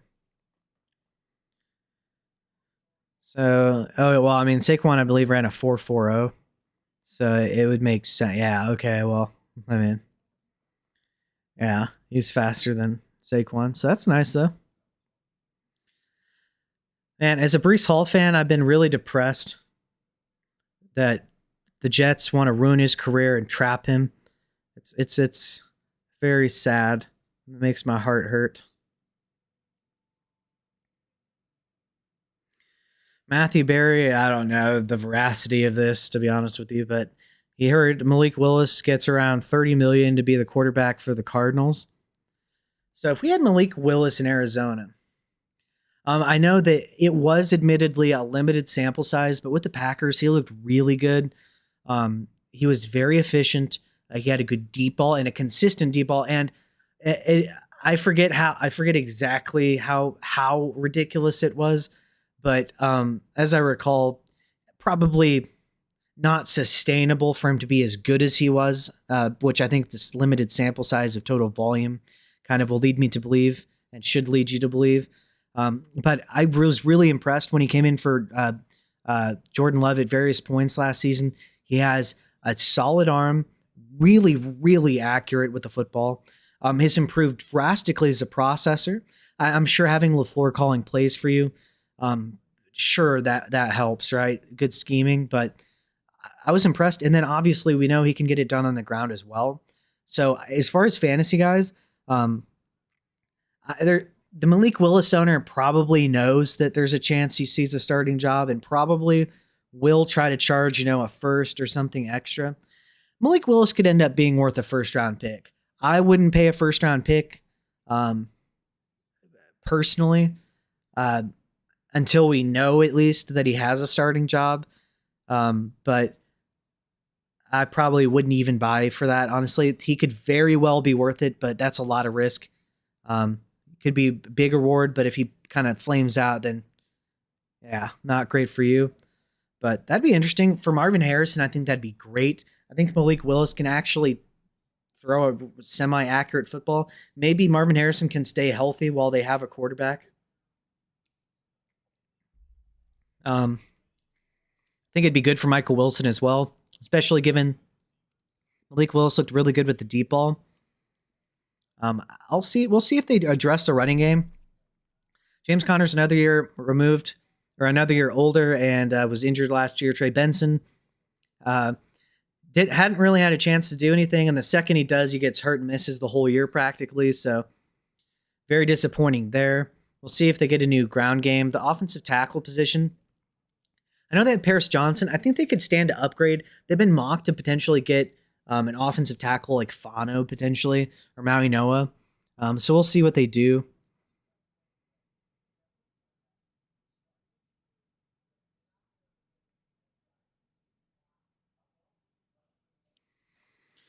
Taking a look.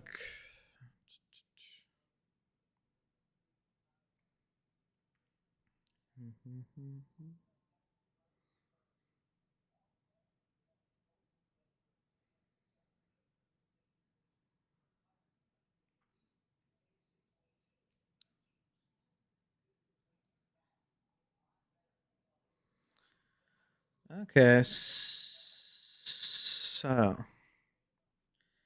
after adding tests, so this is Ryan Heath, by the way. He's somebody, he runs, I believe, Fantasy Points. He runs one of these websites. He's really good. I would suggest you follow him. Really smart guy. Does a lot of predictive work, which is good for us. He said after adding testing to his prospect model, it's pretty cool seeing who these rookies have ended up close to. For Kenyon Sadiq, he has just above Evan Ingram. For Eli Stowers, he has between Jonnu Smith and Dalton Kincaid. And for Sam Roche, between Ferguson and Darnell Washington.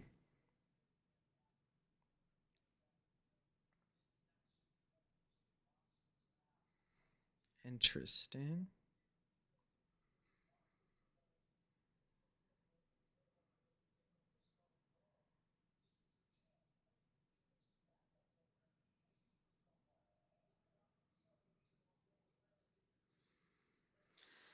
Okay. Anything else that's new?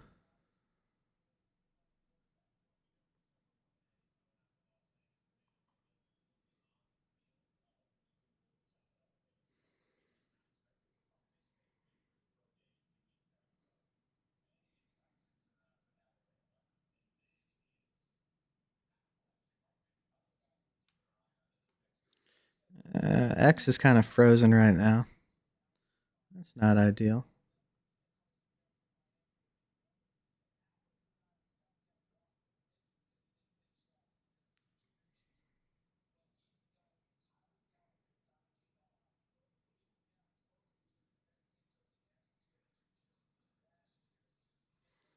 All right. So apparently the quarterbacks are doing stuff while. Oh, maybe they were showing past combine highlights. I was going to say I didn't think they had been doing anything right now. We'll be seeing because they're going to do quarterbacks first, and then they're going to move on to running backs.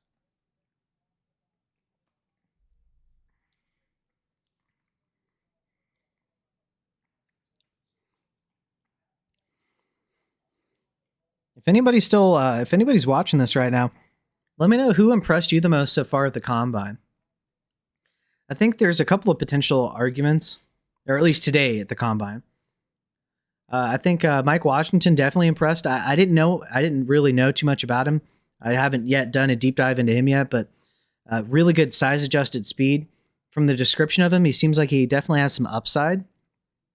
I was really impressed that Jeremiah Lev even decided to do drills today. I didn't think it could help him. I don't know that it helps him, but it definitely doesn't hurt him to have played well today and especially run fast at the combine. Very disappointed for Emmett Johnson, as well as Jadarian Price, but definitely a much bigger buzzkill for Emmett Johnson, running close to a 4.60 than Price running a little bit slower. Although Price did have a very good 10-yard split, if I remember correctly. Or was it just not good? It was not good. I was mistaken. So never mind. Just not great.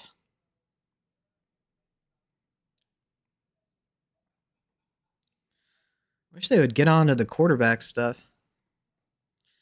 We're talking about Mendoza right now. He throws a really good back shoulder fade. Him and Omar Cooper hooked up for 11 touchdowns. I forget how many Elijah Surratt had, but he had plenty himself. Yeah, man. Mendoza, I've seen comps. Lance Zierlein, the guy who does the NFL.com rankings, comped him to. They comped him to Joe Burrow, and I think that I could see a ceiling like that.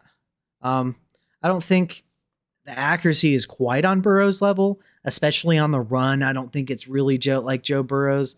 Um, I do see some, like I would describe, Fernando Mendoza as being relatively clutch for sure.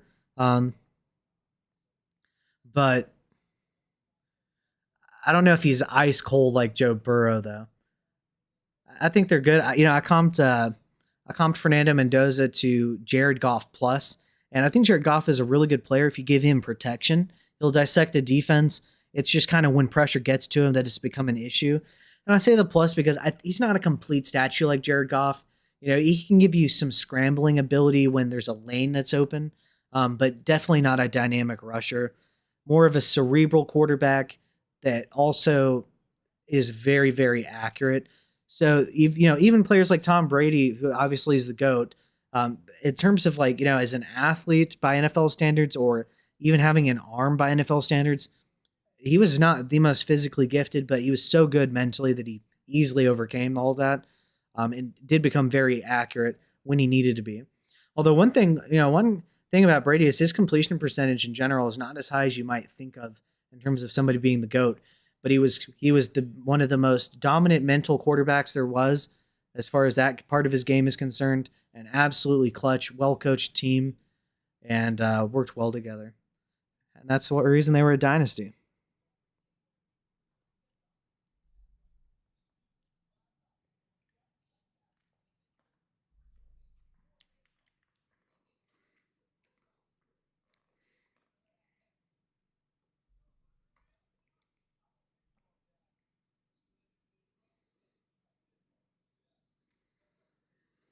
We'll see what X is saying. Okay, yeah. See, Dataroma is thinking the same thing as me. So Jadarian Price profile is becoming increasingly concerning. Yes, thank you. So they're saying minimal overall production. Well, I mean, yeah, behind Jeremiah Love. Lacking receiving usage and efficiency, 4.4 career yards per game, or receptions per game rather, and 0.81 yards per out run are both brutal marks.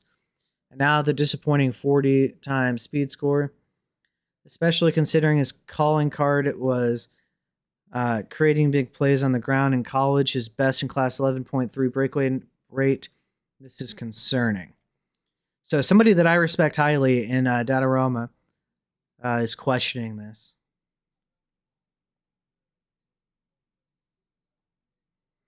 Okay, here we go. So we got speed scores for running backs who ran their 40s. These are official times via NFL.com. So this is from JJ Zacharyson, another guy who's very good. So Mike Washington has the second best speed score in his model, which goes back to 2011. Keith Marshall beat him by 0.05, so 500ths of a second there. I mean, yeah, such marginal difference. So Mike Washington at 223 pounds ran a 4.33 for a 126.88 speed score. That's a crazy number. Once again, there was somebody else said that was 100th percentile. I believe it. Right up there with the Isaac Garendos and apparently Keith Marshalls of the world. Jeremiah Love, also who ran a 4.36 at 212 pounds, has a 117.33. Very, very good number. Then we got Adam Randall out of Clemson at 232 pounds, ran a 4.50. That's actually still pretty impressive. With 113.15 speed score. Then we got Seth McGowan out of Kentucky at 223 pounds, ran a 4.49. Also respectable, 109.74. Jam Miller out of Alabama at 209 pounds, ran a 4.42 at 109.52. Damon Claiborne, kind of the guy who was 5'10" and some change, and then 188 pounds. Ran a 4.37, which was impressive in and of itself, but that's a 103.10 speed score. Eli Heidenreich out of Navy at 198 pounds ran a 4.44. That's a 101.90. Then we got Jadarian Price once again at 203 pounds, ran a 4.49 at a 99.89 score. I don't know the exact mark. I'm at one point, guys. I'm going to in this off season. I'm going to make a video with which of these guys met or at least exceeded the minimum thresholds necessary for all of these different numbers that correlate to NFL success. Which ones were successful in there and that, and which ones weren't. And I'll be doing a breakdown of that. So some players to potentially avoid, or if you want to, you would be betting on them being outliers for this reason. Though afterwards, we got Robert Henry out of Texas El Paso, 196 pounds, ran a 4.52 for a 93.91. And then Emmett Johnson out of Nebraska at 202 pounds, ran a 4.56, which is 93.44. That is a concerning number. And yeah, not much else I can tell you.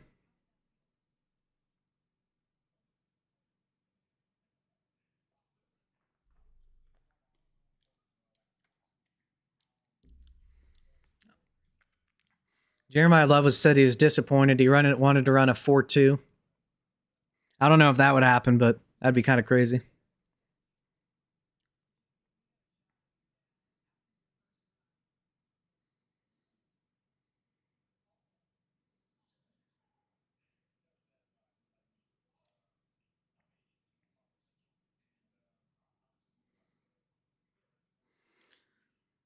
But they're saying that we had the vertical from the quarterbacks. Okay, well, they didn't show the quarterbacks for whatever reason. Well, some of what they were doing at least. So we've already had. Wait, do we have the? We already got the verticals from the wide receivers and stuff. We're gonna go through this, guys. We'll go through the quarterbacks first. So Taylon Green broke Anthony Richardson's record with a 43.5 vertical jump. That's insanely impressive. Joe Fagnano out of Connecticut had a 35-inch vertical. Haynes King out of Georgia Tech had a 33.5. And Luke Altmaier out of Illinois had a 32. None of those particularly great, but the Taylon Green one was pretty impressive. Broad jump. It's nobody's surprise given the disparity between the vertical jump. Taylon Green led with a very impressive 11.2 broad jump. Joe Fagnano had a 9.10. Haynes King a 9.8 and Luke Altmaier a 9.6. None of those particularly impressive in my opinion. But let's go to the wide receivers. I want to see the vertical jump for the wide receivers.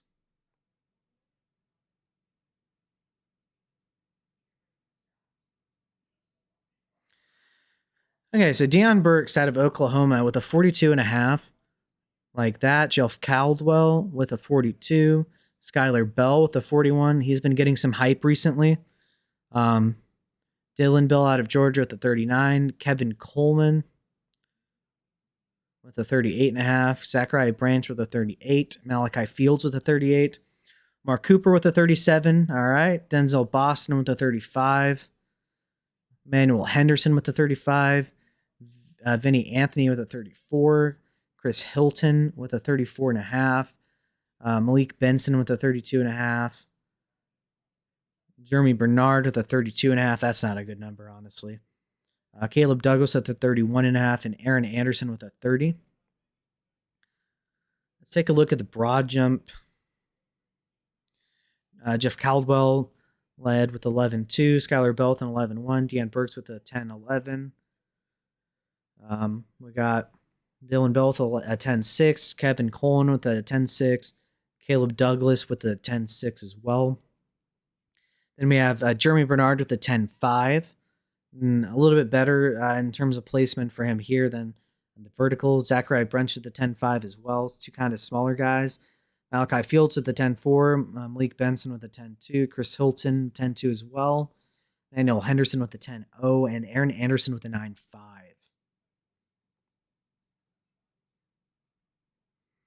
So that's interesting. You guys, give me 1 second. I will be right back.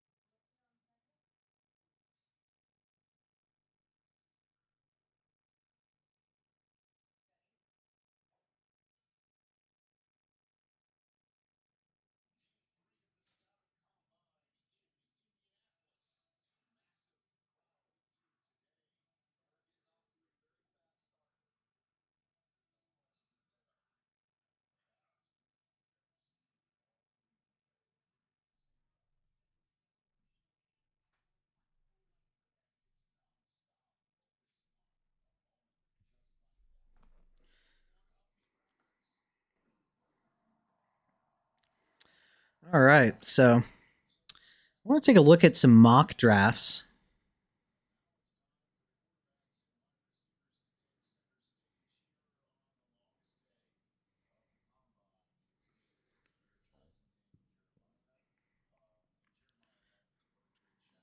Let's take a look at Bucky Brooks.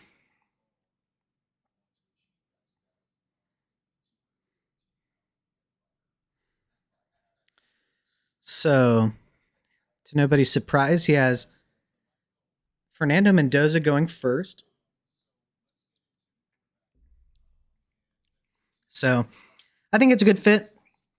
I think Kubiak's going to run, the same wide zone scheme with Genti. I think it's a good fit. I think their tackles are fine. I think Jackson Powers Johnson, I think he'd be a better guard. I think that there's the potential for them to sign Linderbaum, formerly of the Ravens. I'm a Ravens fan, so I'll be disappointed if this happens from, a Ravens fan perspective. But if Linderbaum goes there, I think he'll be great in the wide zone. He's very agile, good mover, good puller. I think that would be fantastic and would make Fernando Mendoza's life so much easier if he had, a competent center in front of him instead of what they rolled out last year once they had the injuries. Brock Bowers is going to be great.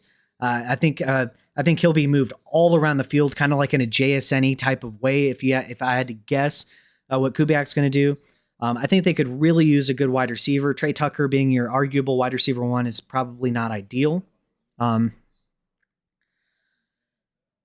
Taking a look though at the second overall to the Jets, Bucky Brooks has him taking David Bailey. I like David Bailey. I think he brings a good mixture of power and bend, and a lot of explosion, like they're saying. They have the Cardinals taking Francis Maui-Noa, the offensive tackle. I think that is going to set up whoever their long-term quarterback eventually is going to be up for success. They're going to have a lot of pieces around them if they do this. Paris Johnson at left tackle, put Maui-Noa at right tackle. Then, you have Michael Wilson, Marvin Harrison, Trey McBride. Maybe they get a good running back. We have the quarterbacks running the 40-yard dash time or 40-yard dashes right now, by the way. We have Luke Altmaier up first. Now, he did have to restart. He started before the clock started, I believe. Got Shane Steichen over there watching the quarterbacks. I think they re-signed Daniel Jones. Moving on, though, to what they're doing now. We got Arvell Reese going fourth overall to the Titans. Saleh cannot resist the opportunity to take a chance on building a defense around an explosive athlete with play-making skills, an off-ball linebacker, and an edge rusher. Yeah, he does need some development, but the athleticism is absolutely there, and the versatility as well. If you to kind of maybe have him be a versatile chess piece in a defense, maybe not in the way that a Kyle Hamilton is, but still. They have the Giants going Caleb Downs. I think that'd be great. I mean, they have a really, really good front there, with Thibodeau, with Abdul Carter, with Brian Burns, Dexter Lawrence, like nasty. You put Caleb Downs back there, that's going to help that secondary out real quick. They comped,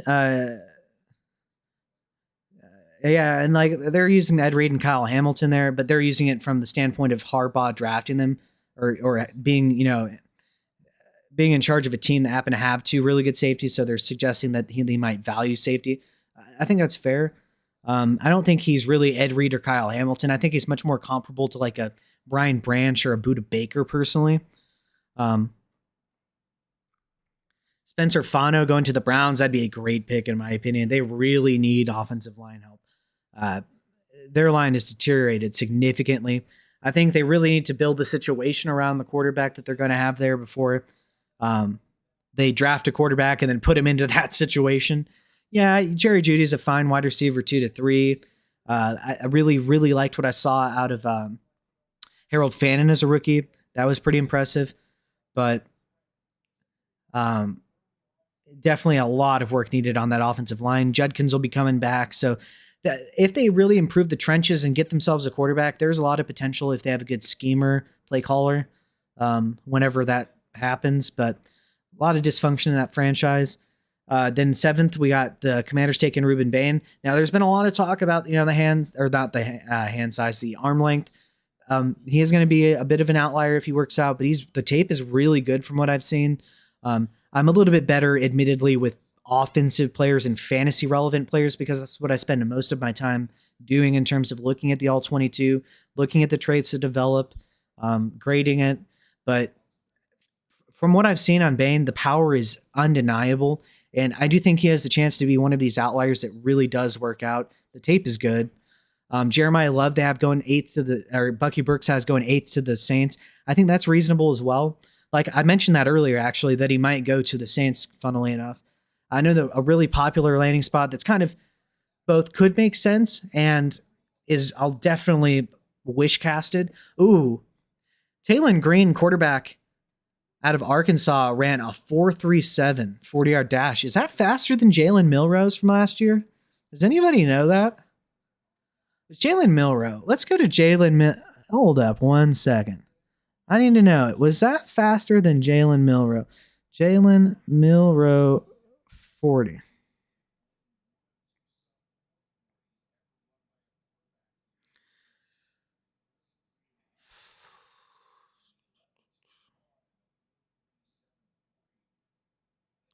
Let me see. What's the official number?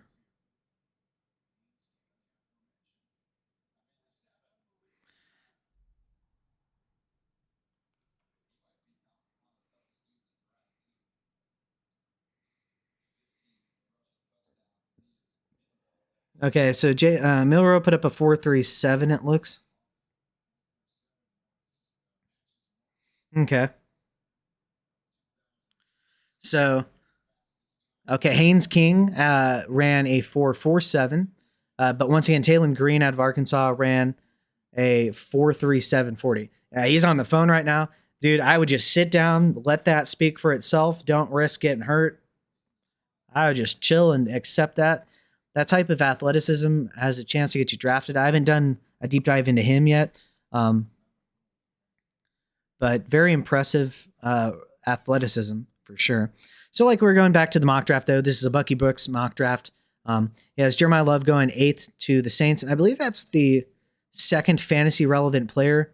Yeah, because Mendoza, obviously we all know he's going 1, right? No duh. But then he has Love going 8th.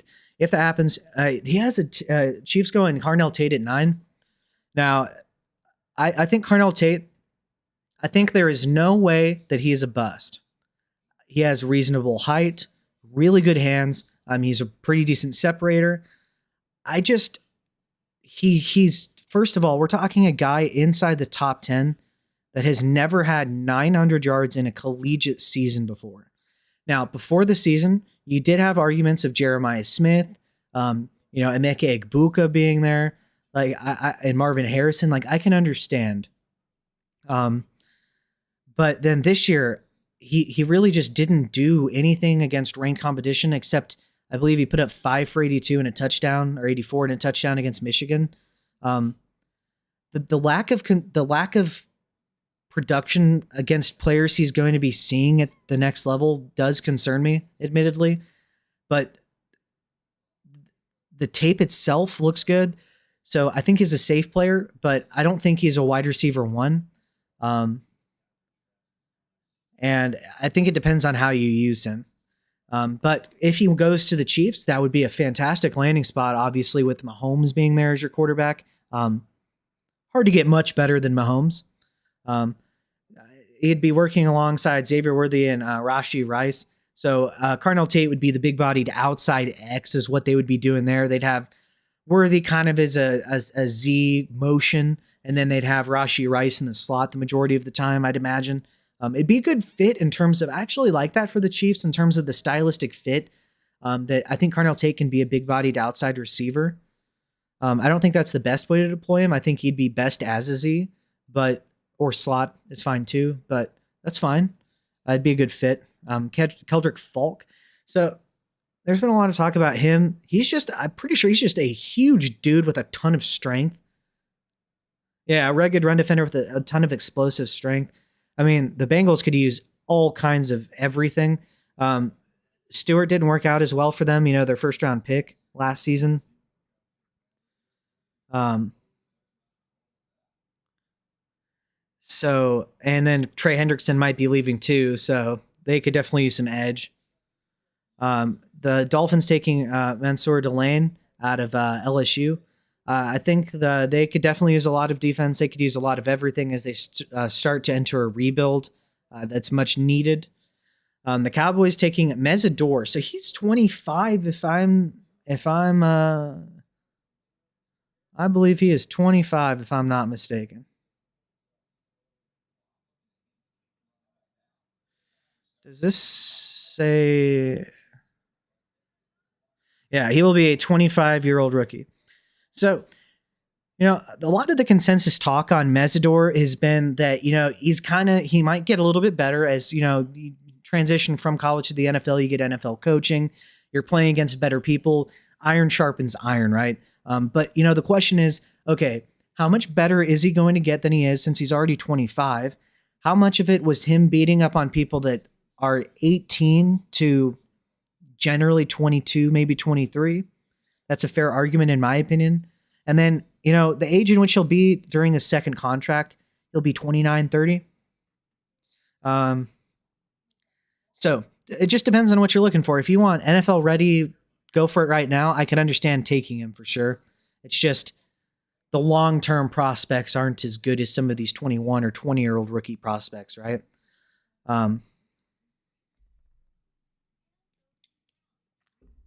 Taking a look though, Jermod McCoy, they have going 13th to the Rams. They could use some corner help. That was one of the biggest things that exposed them. So January of 2025, he tore his ACL, but I believe the tape looks pretty good on him. I haven't specifically scouted him, but he's been one of these consensus top guys, especially on the PF on Catch the Mic with Paz Lazo. They have the Ravens. I'm a Ravens fan, so I'm taking Ione out of Penn State, an offensive guard. Yes. Dude, as a Ravens fan, let me tell you, we have Derrick Henry, right? And at points, we sometimes have Lamar Jackson. How can we not generate a push up front with the scare that those two have when you're pairing them together? That alone and the ability to turn the edge for Henry and Lamar Jackson should make it quite challenging. But when we were in goal line situations this year, we could not move the ball into the end zone. So many of Derrick Henry's touchdowns were not 1-yard touchdowns like you might think. It was so frustrating. Now, the downside is we might lose Linderbaum. So if we lose Linderbaum, I think this pick becomes even more important and even better of a pick, even if he may just be a guard and not a center. But hopefully we keep Linderbaum from a selfish Ravens fan perspective. And then hopefully we also draft Ione so that we can have Stanley, him, and Ione, although we might lose Stanley too. So going to be a wild off season. Sonny Styles. So actually, Bucky Brooks has him going 15th still. Like I said, this has been like everybody's consensus because the linebackers were by far the biggest weakness they had. And then Levante David is like 36, I think now, so way older. I think this would be a great fit. He can plug the run. He can pass cover. He's really fast from side to side. Has a lot of good burst too. Now Jordan Tyson, I believe we have only had Carnell Tate go so far. Wow. Okay. Wow. Okay. So Jordan Tyson going 16 to the Jets. Now I really like this personally right now. And things can change based on landing spot. If we get any kind of athleticism potentially, in overall draft capital. But I personally like Jordan Tyson as wide receiver 1 of the class. I can understand if you have a different opinion. He's like a combination of Stephon Diggs and Jerry Jeudy to me. Really quick, easy separator with smooth route running like Jerry Jeudy, in my opinion. But the explosion and versatility of Stephon Diggs, I really like what I saw. Injuries are obviously a huge concern for him. But in this situation, man, pairing him up with Garrett Wilson, I would love that for the New York Jets. Yeah, that'd be great. You could flip, and Garrett Wilson, I think, could play even more slot with Jordan Tyson working on the outside, but Jordan Tyson can have true positional versatility, in my opinion, as well. Yeah, he complements his hands and route running ability. I agree, and I think that'd be a good fit, kind of a Stephon Diggs, Jerry Jeudy type, and a Garrett Wilson put together. It'd be an explosive wide receiver pair, assuming you get any semblance of okay quarterback play. Which, to be fair, it is the Jets. We cannot guarantee that that's a thing that happens, unfortunately. But that would be interesting if Tyson went to the Jets for the long term, but for the short term, you better hope they get Malik Willis if you're looking for short term production in the event of that, I'd imagine.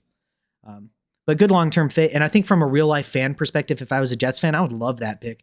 He just has to stay healthy. People can say what they want, but Puka Nacua, injury concerns galore. He's like hurt every game. Doesn't miss time a lot of the time. He usually just, it looks like he breaks his neck and then he's just magically okay again. Somehow 3 plays later, he's a tough dude. But point being, at some point the talent matters, and I think he is very, very talented. And I think if there were no injury concerns, he would be vastly viewed as significantly better by the fantasy community, and NFL draft community. The Lions getting Caden Proctor, he's slipped a little bit. I've seen him go a little bit higher in some mock drafts. Offensive tackle. The Lions left tackle Decker is not going to end up retiring, but it's way better. It's better to do this now than wait for it to be too late, where you may not be positioned to get an offensive tackle. So that I think would be a good developmental pick. You already have Penei Sewell at right tackle, and you could potentially sit him behind Decker for a year. And they're mentioning that he needs to smooth out some of the rough part of his game, but that would be great. You would be able to in that situation. Maybe you kick in at guard for the meantime, get some reps at tackle, in practice potentially, or if there's an injury. Emmanuel McNeil Warren out of Toledo. Long-rangey playmaker is an ideal fit in Brian Flores' aggressive scheme. McNeil Warren is a rare box area banger with top-notch skills as a center fielder. It's a lot of versatility is what they're suggesting here. He ran a 4.52 40-yard dash at 6'3", 201 pounds. That's fine. A lot of people Kyle. Now he is not Kyle Hamilton as a prospect. Let's not get that twisted. I like him as a prospect though, but being in the 4.5s as a really tall, huge player that has versatility to play center field and in the box, that's not bad at all. I mean, he's like a slightly smaller linebacker in the box, but has the ability to transition into that deep third if necessary, right? Or potentially into the deep halves, depending on whatever you happen to be running. So while some people will worry about 4.5, I'd worry way more about a cornerback on an island with 4.5 speed than a safety. So with Harrison Smith retiring too, I think that's also a good fit. Then we got Peter Woods out of Clemson going to the Panthers. So yeah, they have Derek Brown there. Pairing him with Derek Brown could be pretty good though. And although they've been talking about building around Bryce Young potentially, I just got to cut the cord at some point. My opinion, Panthers fans, but obviously this year at 19, you are not in a position to get a quarterback, at least in my opinion. If you believe in Ty Simpson, then very well may be what you want to do.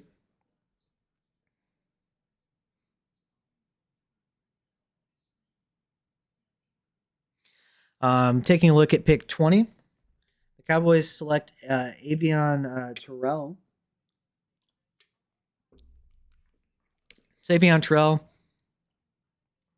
after taking Mesidor, right, at 12?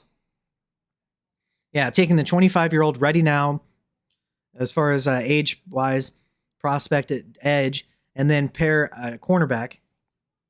So they're saying Dallas can address another big need on its broken defense. Terrell isn't the biggest corner, but I think he's a natural playmaker with the speed and quickness to match up with wide receiver ones on the outside. Yeah, let's take a look at him. How did he do?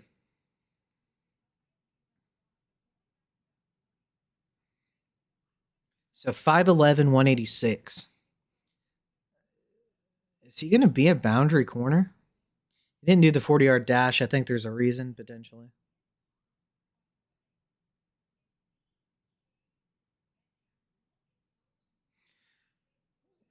Gotta wonder. Taylon Green, though, that quarterback is 6'5" and 7/8, almost 6'6", instead of 6'3" for DK Metcalf. Metcalf weighs 1 more pound. Taylon Green ran barely a slower 40-yard dash time. They were comparing him to DK Metcalf. That's crazy.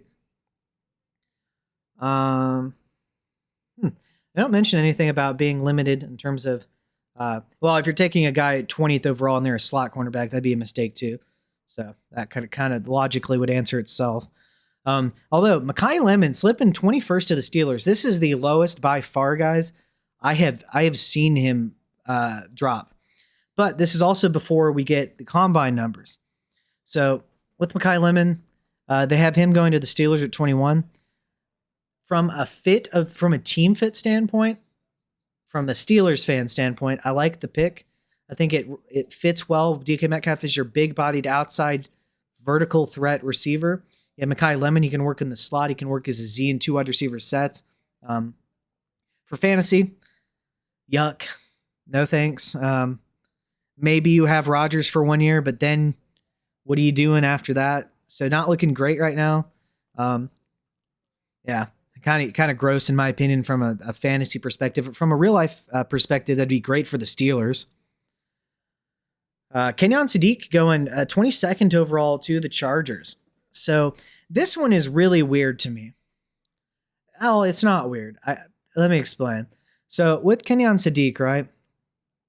He obviously ran really fast. I comped him to Vernon Davis. Vertical threat, good blocker, really good yak ability, good in the screen game, but just kind of smaller, 6'3", decent run blocker though. Showed some really high highs in the run game and a lot of effort and consistent effort. But they already have Oronde Gadsden, who flashed significant production. He had over 160 yards in a game as a rookie tight end. So to me, while Gadsden is not the asset that Sadiq would be in the run game, for sure, I just question, you already have a really good high upside tight end with receiving ability. It seems kind of redundant unless you really want to run a lot of 12 personnel, which, you know what? I mean, there has been a trend. A lot of the better teams this past season, like the Rams, the Bears, with, some of the high end offensive coordinators, as far as the coaching is concerned, deployed a lot more heavy personnel usage. That's something I'll be talking about in videos later when we're talking about fantasy rankings. And that'll be something that I factor into potentially with some of the overall ratings of players. Oh, we have 40-yard dash times now for wide receivers, guys. Let's go back to that. Let's go back to the combine and let's take a look. This is the part that I was excited about, boys. This is the exciting part.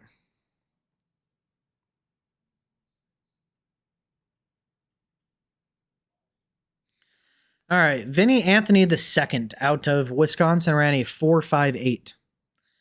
Don't know how to feel about that.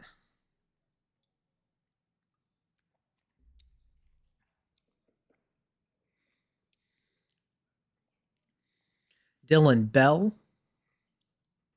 out of Georgia running. He's 6 foot and 3/4, 209 pounds. Let's see how he runs here.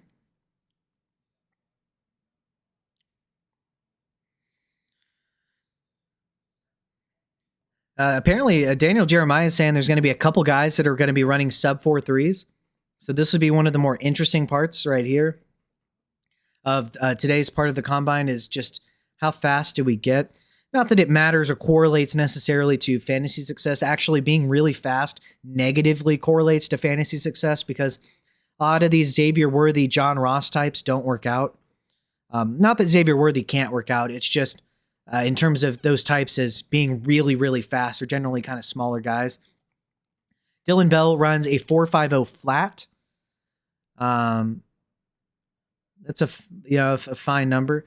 I'm really curious what we get from Chris Brazzell here in a minute. He's up in 1, 2, 3, 4, 5. He's fifth We got Skylar Bell. Skylar Bell's been getting some hype, but there's been a lot of talk that he needs to prove it with his athleticism.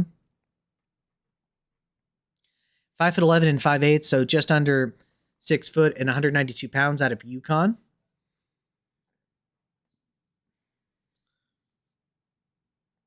Let's see what he runs.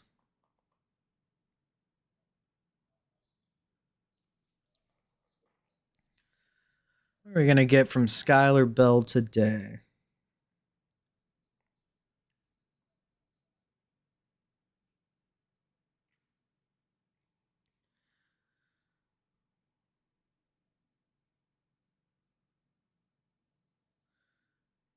Okay, Skylar Bell's going finally. We got a 4.40 for Skylar Bell. There was talks of him needing to prove his athleticism once again, so I think that's reasonably fine. And nowadays that's not blazing fast, but that's a very respectable number. Obviously, a perfectly fine number.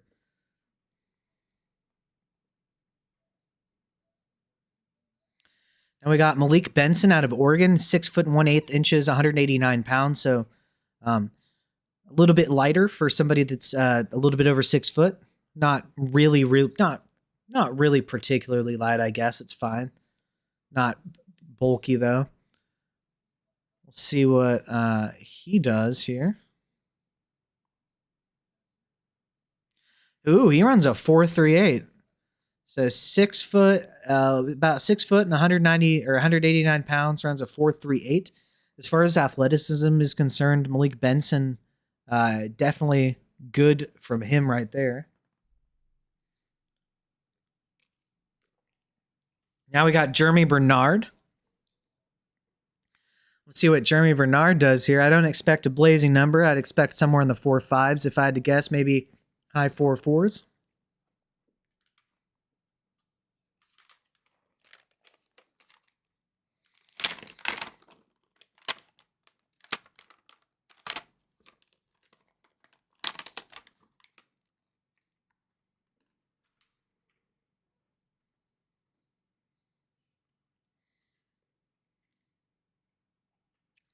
$4.52 for Jeremy Bernard. Yep.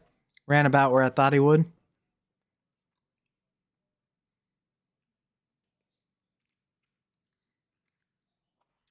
Bro, they're really going to go to commercial break and screw me over when I'm trying to see what Chris Brazel's going to do? Bro, you guys got, bro, are you kidding? You couldn't have gone to commercial break before this? Bro, I swear sometimes.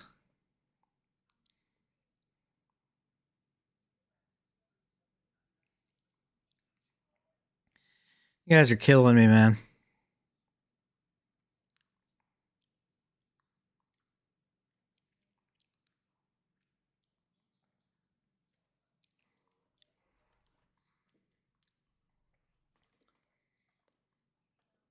I'm hoping for sub 4.35 here from Chris Brazel, but we'll have to see. There's no guarantees.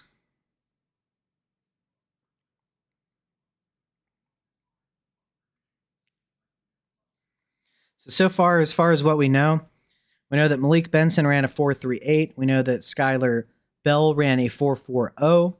We know that Dylan Bell ran a 4.50. Jeremy Bernard ran a 4.52. And Vinny Anthony, the second out of Wisconsin, ran a 4.58.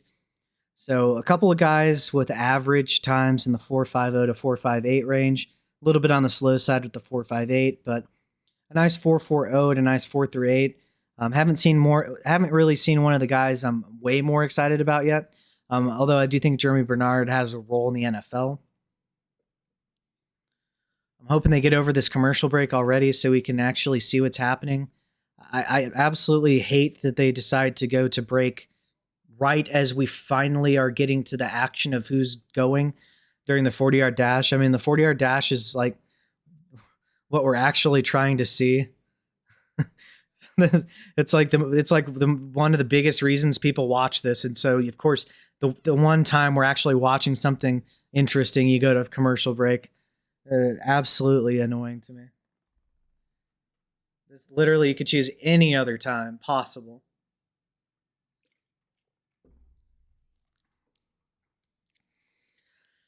Zachariah Branch. I couldn't see this because they're still on commercial break, of course, but Zachariah Branch ran a 4.42 in the 40-yard dash. For somebody that's really light, that's not as good as I would have hoped, honestly.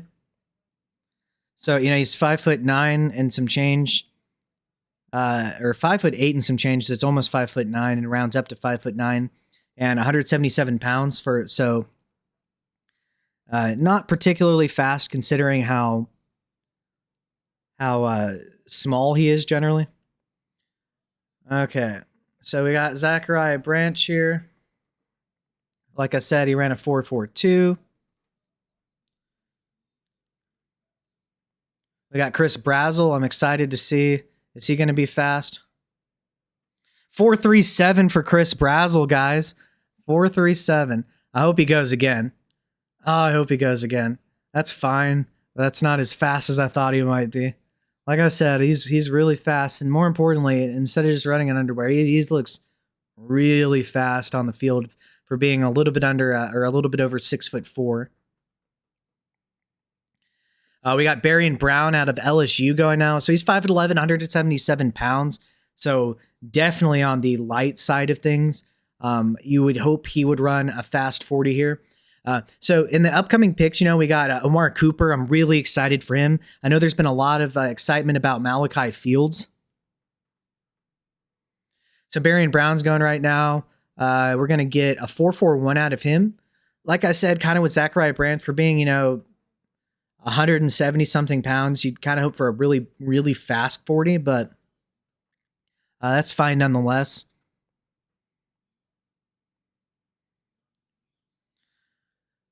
Now we got Dion Burks. He's 5'9" and 3/4 and 180 pounds. We'll see. We'll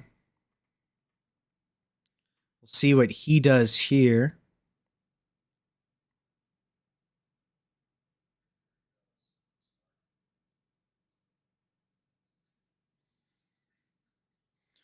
Ooh, a 4.33 from Dion Burks. I haven't done a breakdown on him yet, so I don't know if that translates to the field with pads on or not. But that's fast. That's where I was hoping. That's where I was hoping that Chris Brazzell would have finished.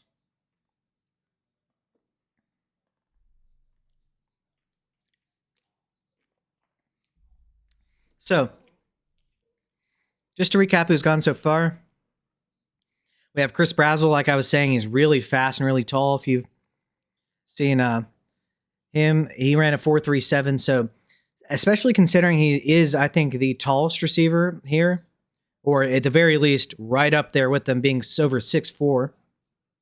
Running a 4.37 is super fast. I really like him, and not just because he ran fast in a straight line. You can watch the breakdown of him, but he runs the fastest. Then we have Malik Benson with the 4.38, Skylar Bell with the 4.40, Barian Brown with the 4.41, Zachariah Branch with 4.42, Dylan Bell with the 4.50, Jeremy Bernard with the 4.52, and Vinny Anthony II with a 4.58. Ooh, Jeff Caldwell out of Cincinnati just ran a 4.32, so he just topped what Dion Burks did, who ran a 4.33. That is actually kind of crazy. So we got Kevin Coleman Jr. out of Mizzou, who is about to be up, but we've had after a little bit of a slow start, we've had a 4.38, a 4.37, a 4.33, and a 4.32 so far. We got Kevin Coleman right here. He ran a 4.50.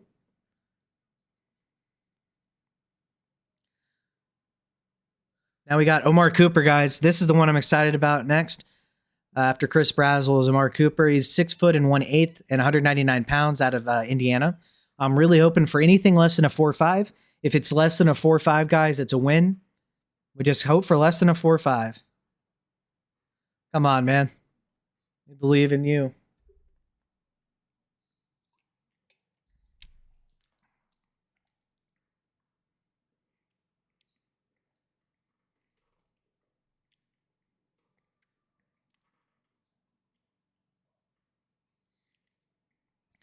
Okay, so Mark Cooper is Getting ready. He's getting in stance.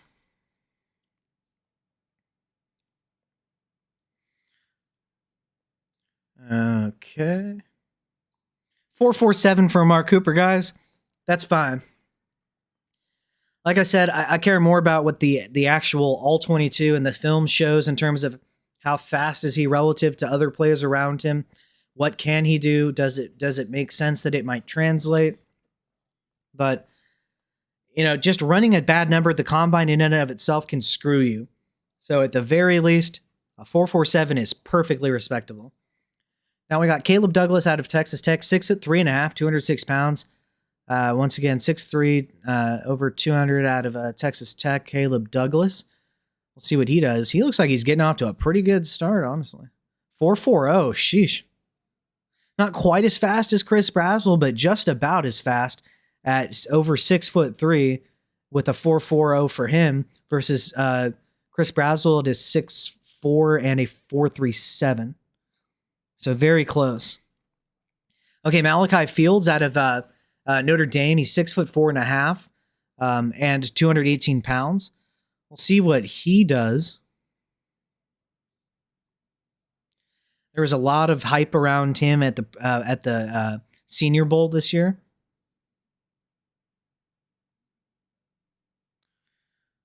We'll see what he does. I don't think he's getting off to as good of a start. 4.62. Oh yeah, so a 4.62 for somebody that's 6'4.5", 218 pounds. That's not as bad as you would like. That's not embarrassing by any means, in my opinion. I think he'd be a late 4.4s guy if he wasn't so ridiculously tall, probably. But when you adjust for size, I don't think that's as bad as you might think. But hopefully, he can run a little bit faster just because it looks better. Now we have Emmanuel Henderson Jr. He's 6 foot and 7/8 inches. I didn't get the weight he's running right now.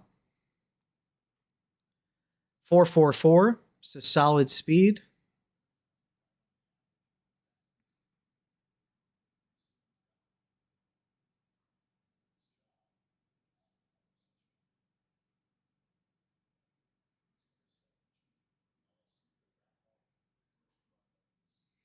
Now we got Chris Hilton out of LSU. He's 6 foot, 188 pounds. Chris Hilton, 6 foot, 188. Getting ready to run his 40.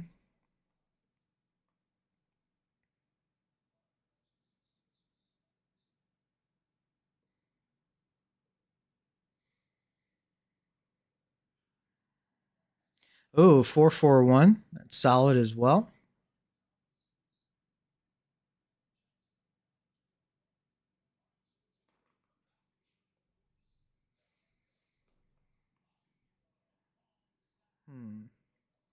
Okay, so far we have a 4.32 from Caldwell, a 4.33 from Burks. Brazzell ran a 4.37. I really like him.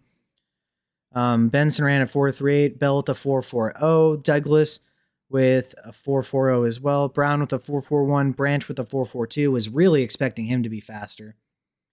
Emmanuel Henderson with a 4.44. Omar Cooper, somebody I really like, and I know a lot of other people like as well. I think he's my wide receiver 4 at the current moment in time. I really like him. I'm glad that he didn't flunk out. I'm glad he didn't, do what Emmett Johnson did, for instance, to his combine. So 4.47 is fine. Dylan Bell, 4.50. Kevin Coleman, a 4.50. Jeremy Bernard, a 4.52. Vinny Anthony, the second, a 4.58. And Malachi Fields, a 4.62.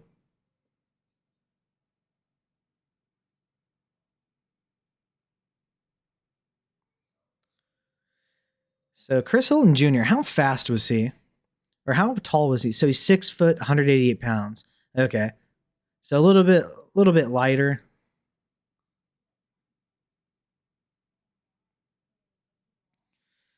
We'll see. They decided to go to commercial break again while we're trying to watch the 40-yard dash time so that they can ruin that.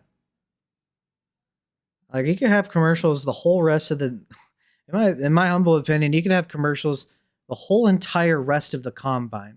Just leave the 40-yard dashes alone. I'd be fine with like 3 hours of commercials if you could just not interrupt this part of it.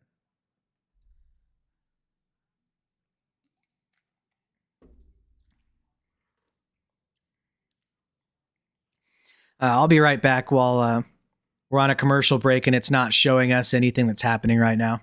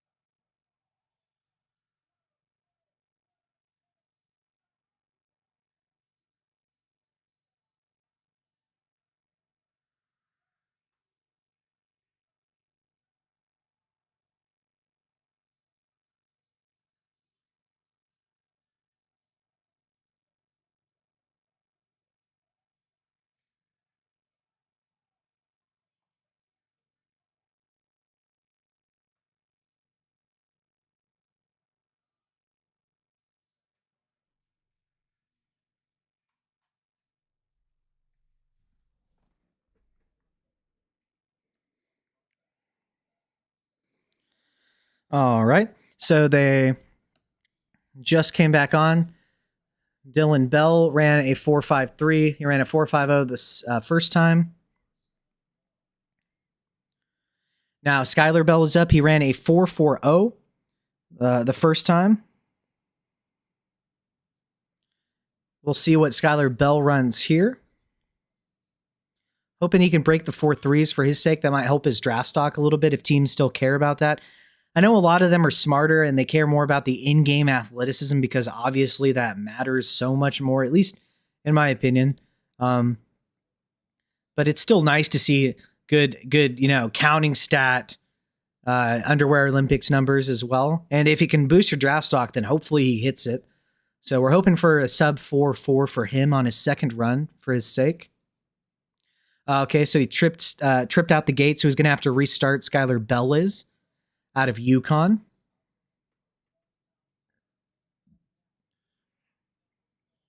I'm hoping we can get, Chris Brazel to a 4.35, and I'm hoping we can get Omar Cooper to a 4.45 maybe on their second runs. I think that'd be really cool to see. I find it interesting that we're not getting, Elijah Surratt, for instance, doing anything here. Some of the other guys that aren't locks for the first round, maybe Surratt just wasn't going to post a good 40 times, so that could make sense. So Skylar Bell's getting set up again, taking a minute to just make sure that everything's set up right and he doesn't stumble again.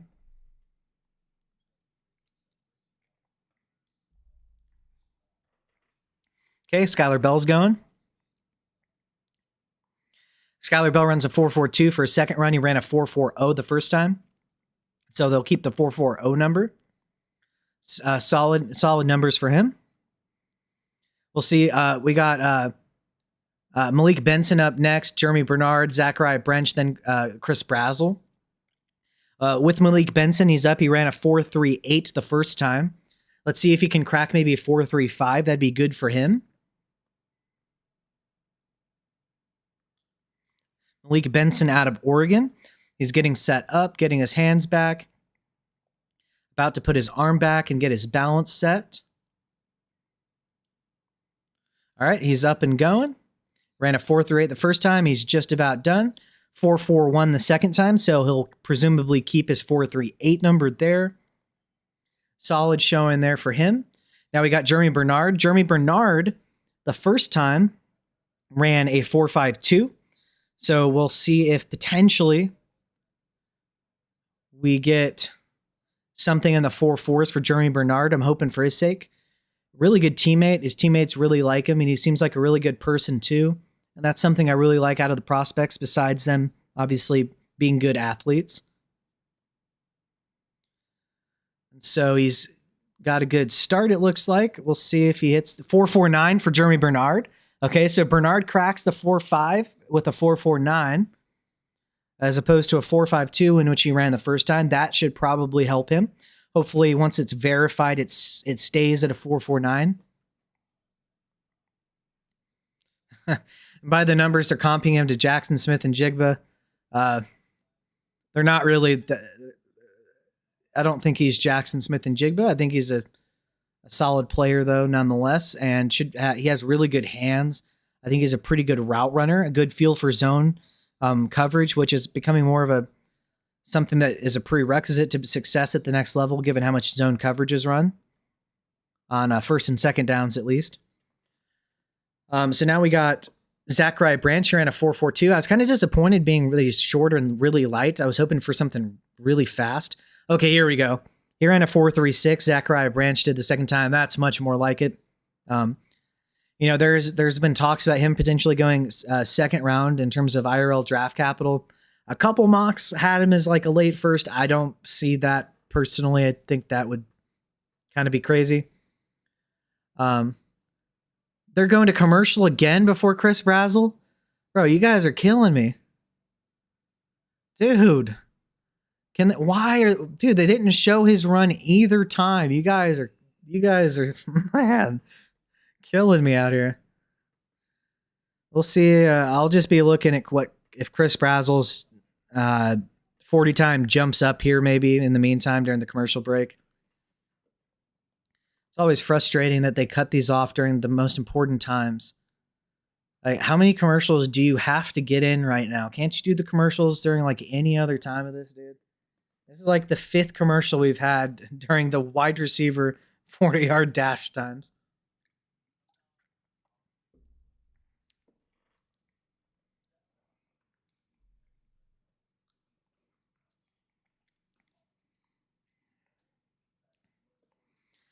So yeah, they put Zachariah Branch up there. He's currently, as things stand, third with a 4.36.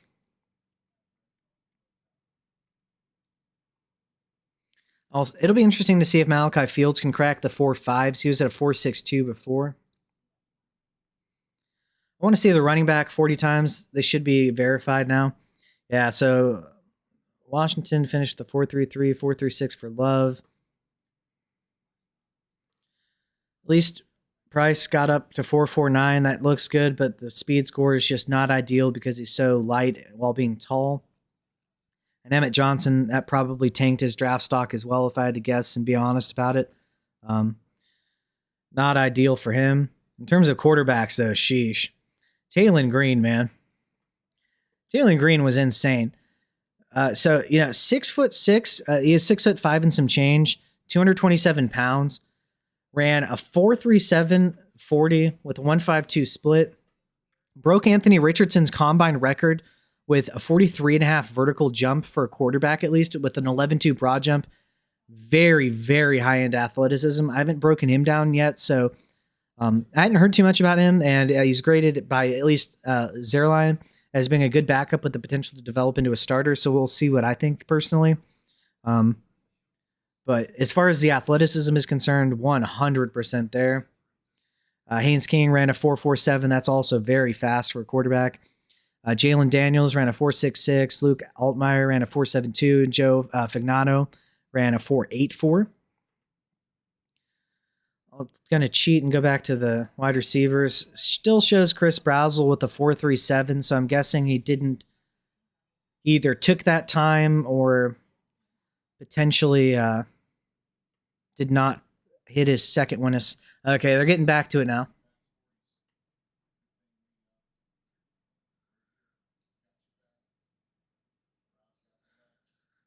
We got Barry and Brown.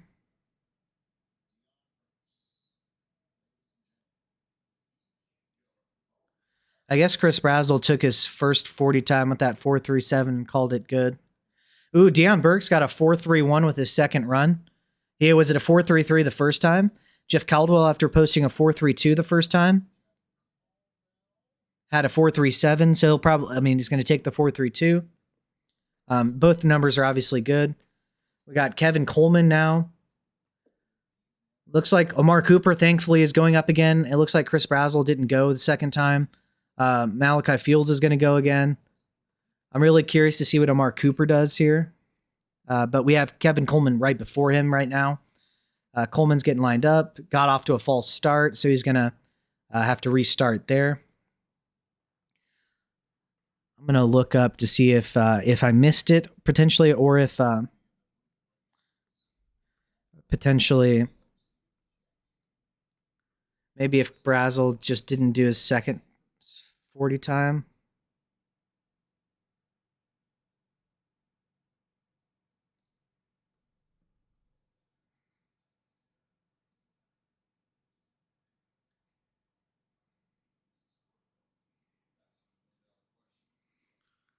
Hmm.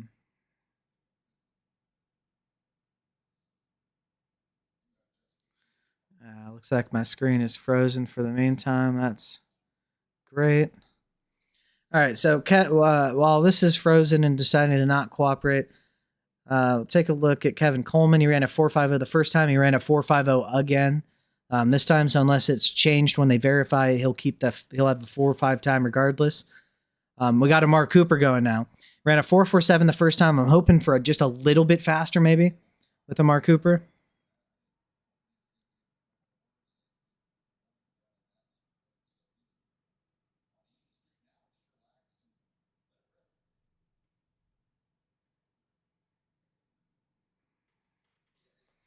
Okay, so Mark Cooper's getting ready, getting in his stance, getting his balance together.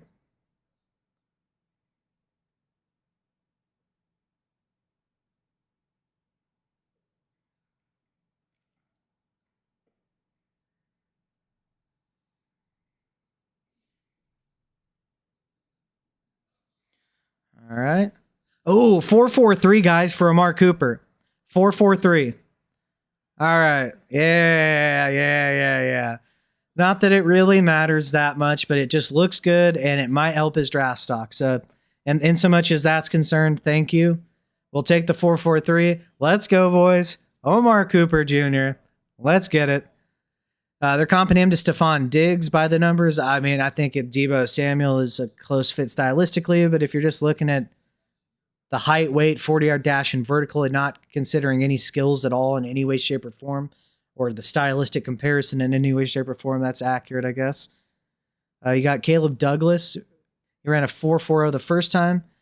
He is running a 4.40 again the second time, so that's going to stand. Let me refresh this combine tracker, see if it'll show the updated 4.43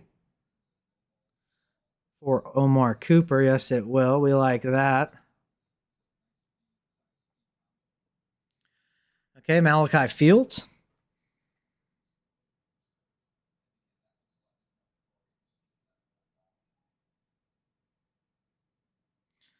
Okay, so Malachi Fields getting started. 4.64. So 4.62 on his first run and a 4.64 on his second run. He's going to keep the 4.62. We got Emmanuel Henderson Jr. and Chris Hilton remaining on the final two. And then we're going to wrap it up with this live stream here. They're comping Malachi Fields to Michael Pittman Jr. I have not done a breakdown of Malachi Fields, so I'll be doing one of those with some time here. But they're comping him, at least physically, to Michael Pittman Jr. We got Emmanuel Henderson Jr. here. He got off to a false start, so he's going to have to restart and get back in his stance. He ran a 4.44 the first time.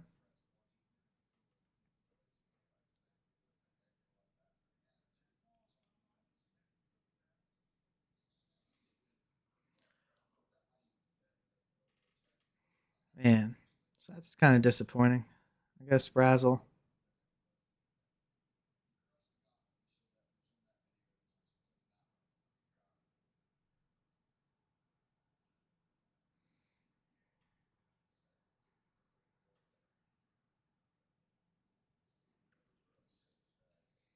All right, so Emmanuel Henderson getting off to a decent start, it looked like. Although he finished with the 4.46, he ran a 4.44 the first time, so he'll take his first number, the 4.44, being for Emmanuel Henderson Jr. Now we have Chris Hilton Jr. as the final wide receiver who's going to run a 40-yard dash.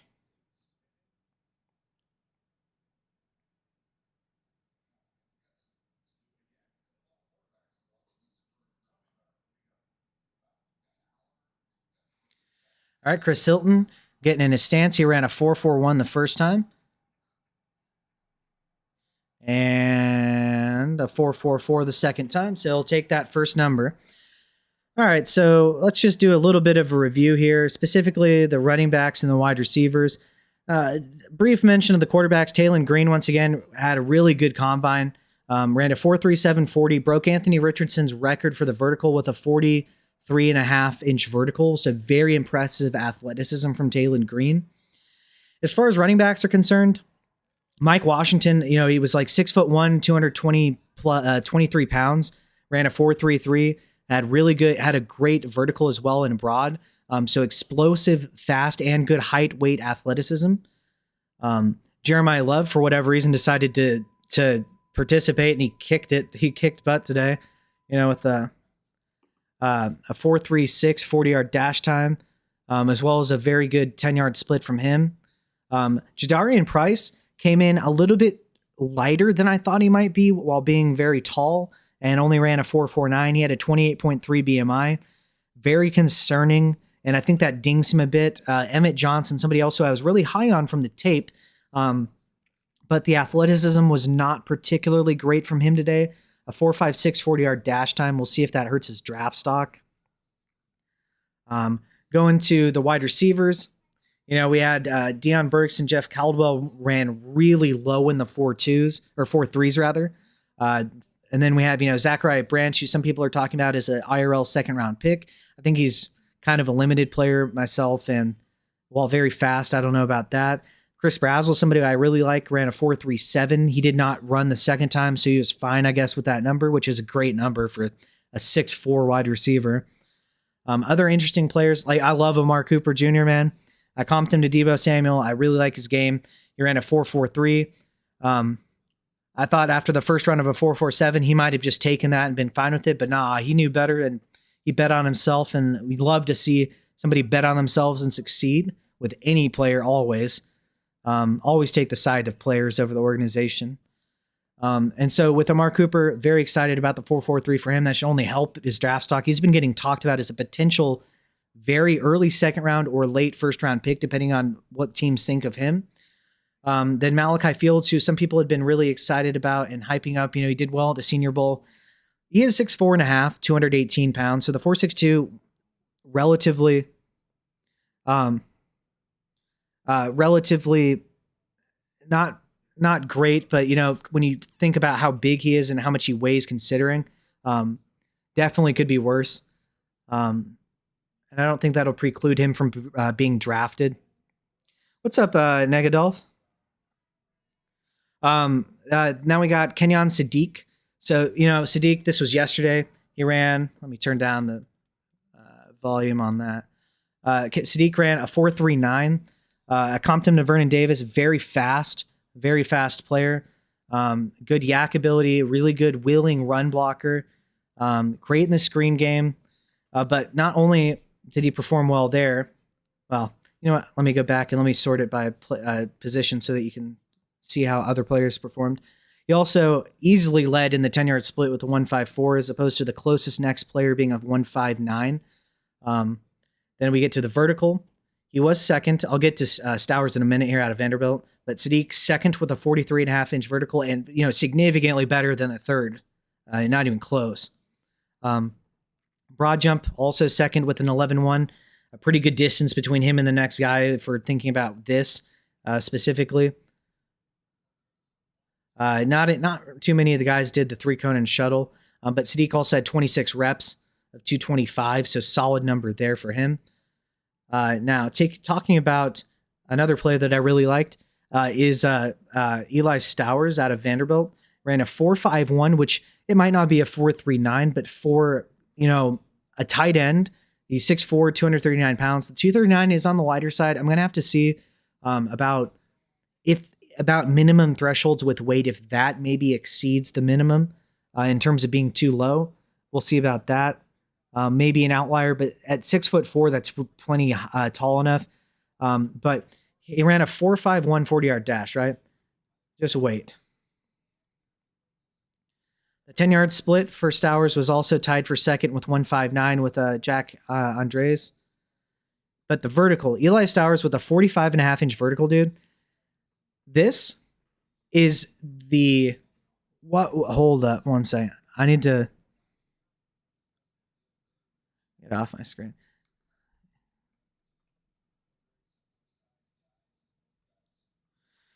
So Eli Stowers vertical, I forget, was it the okay? So his 45.5-inch vertical jump was the best by a tight end at the combine since 2003. So in terms of being able to jump up there and go grab the football, that is not going to be any issue. And it's the best jump of any player since 2006.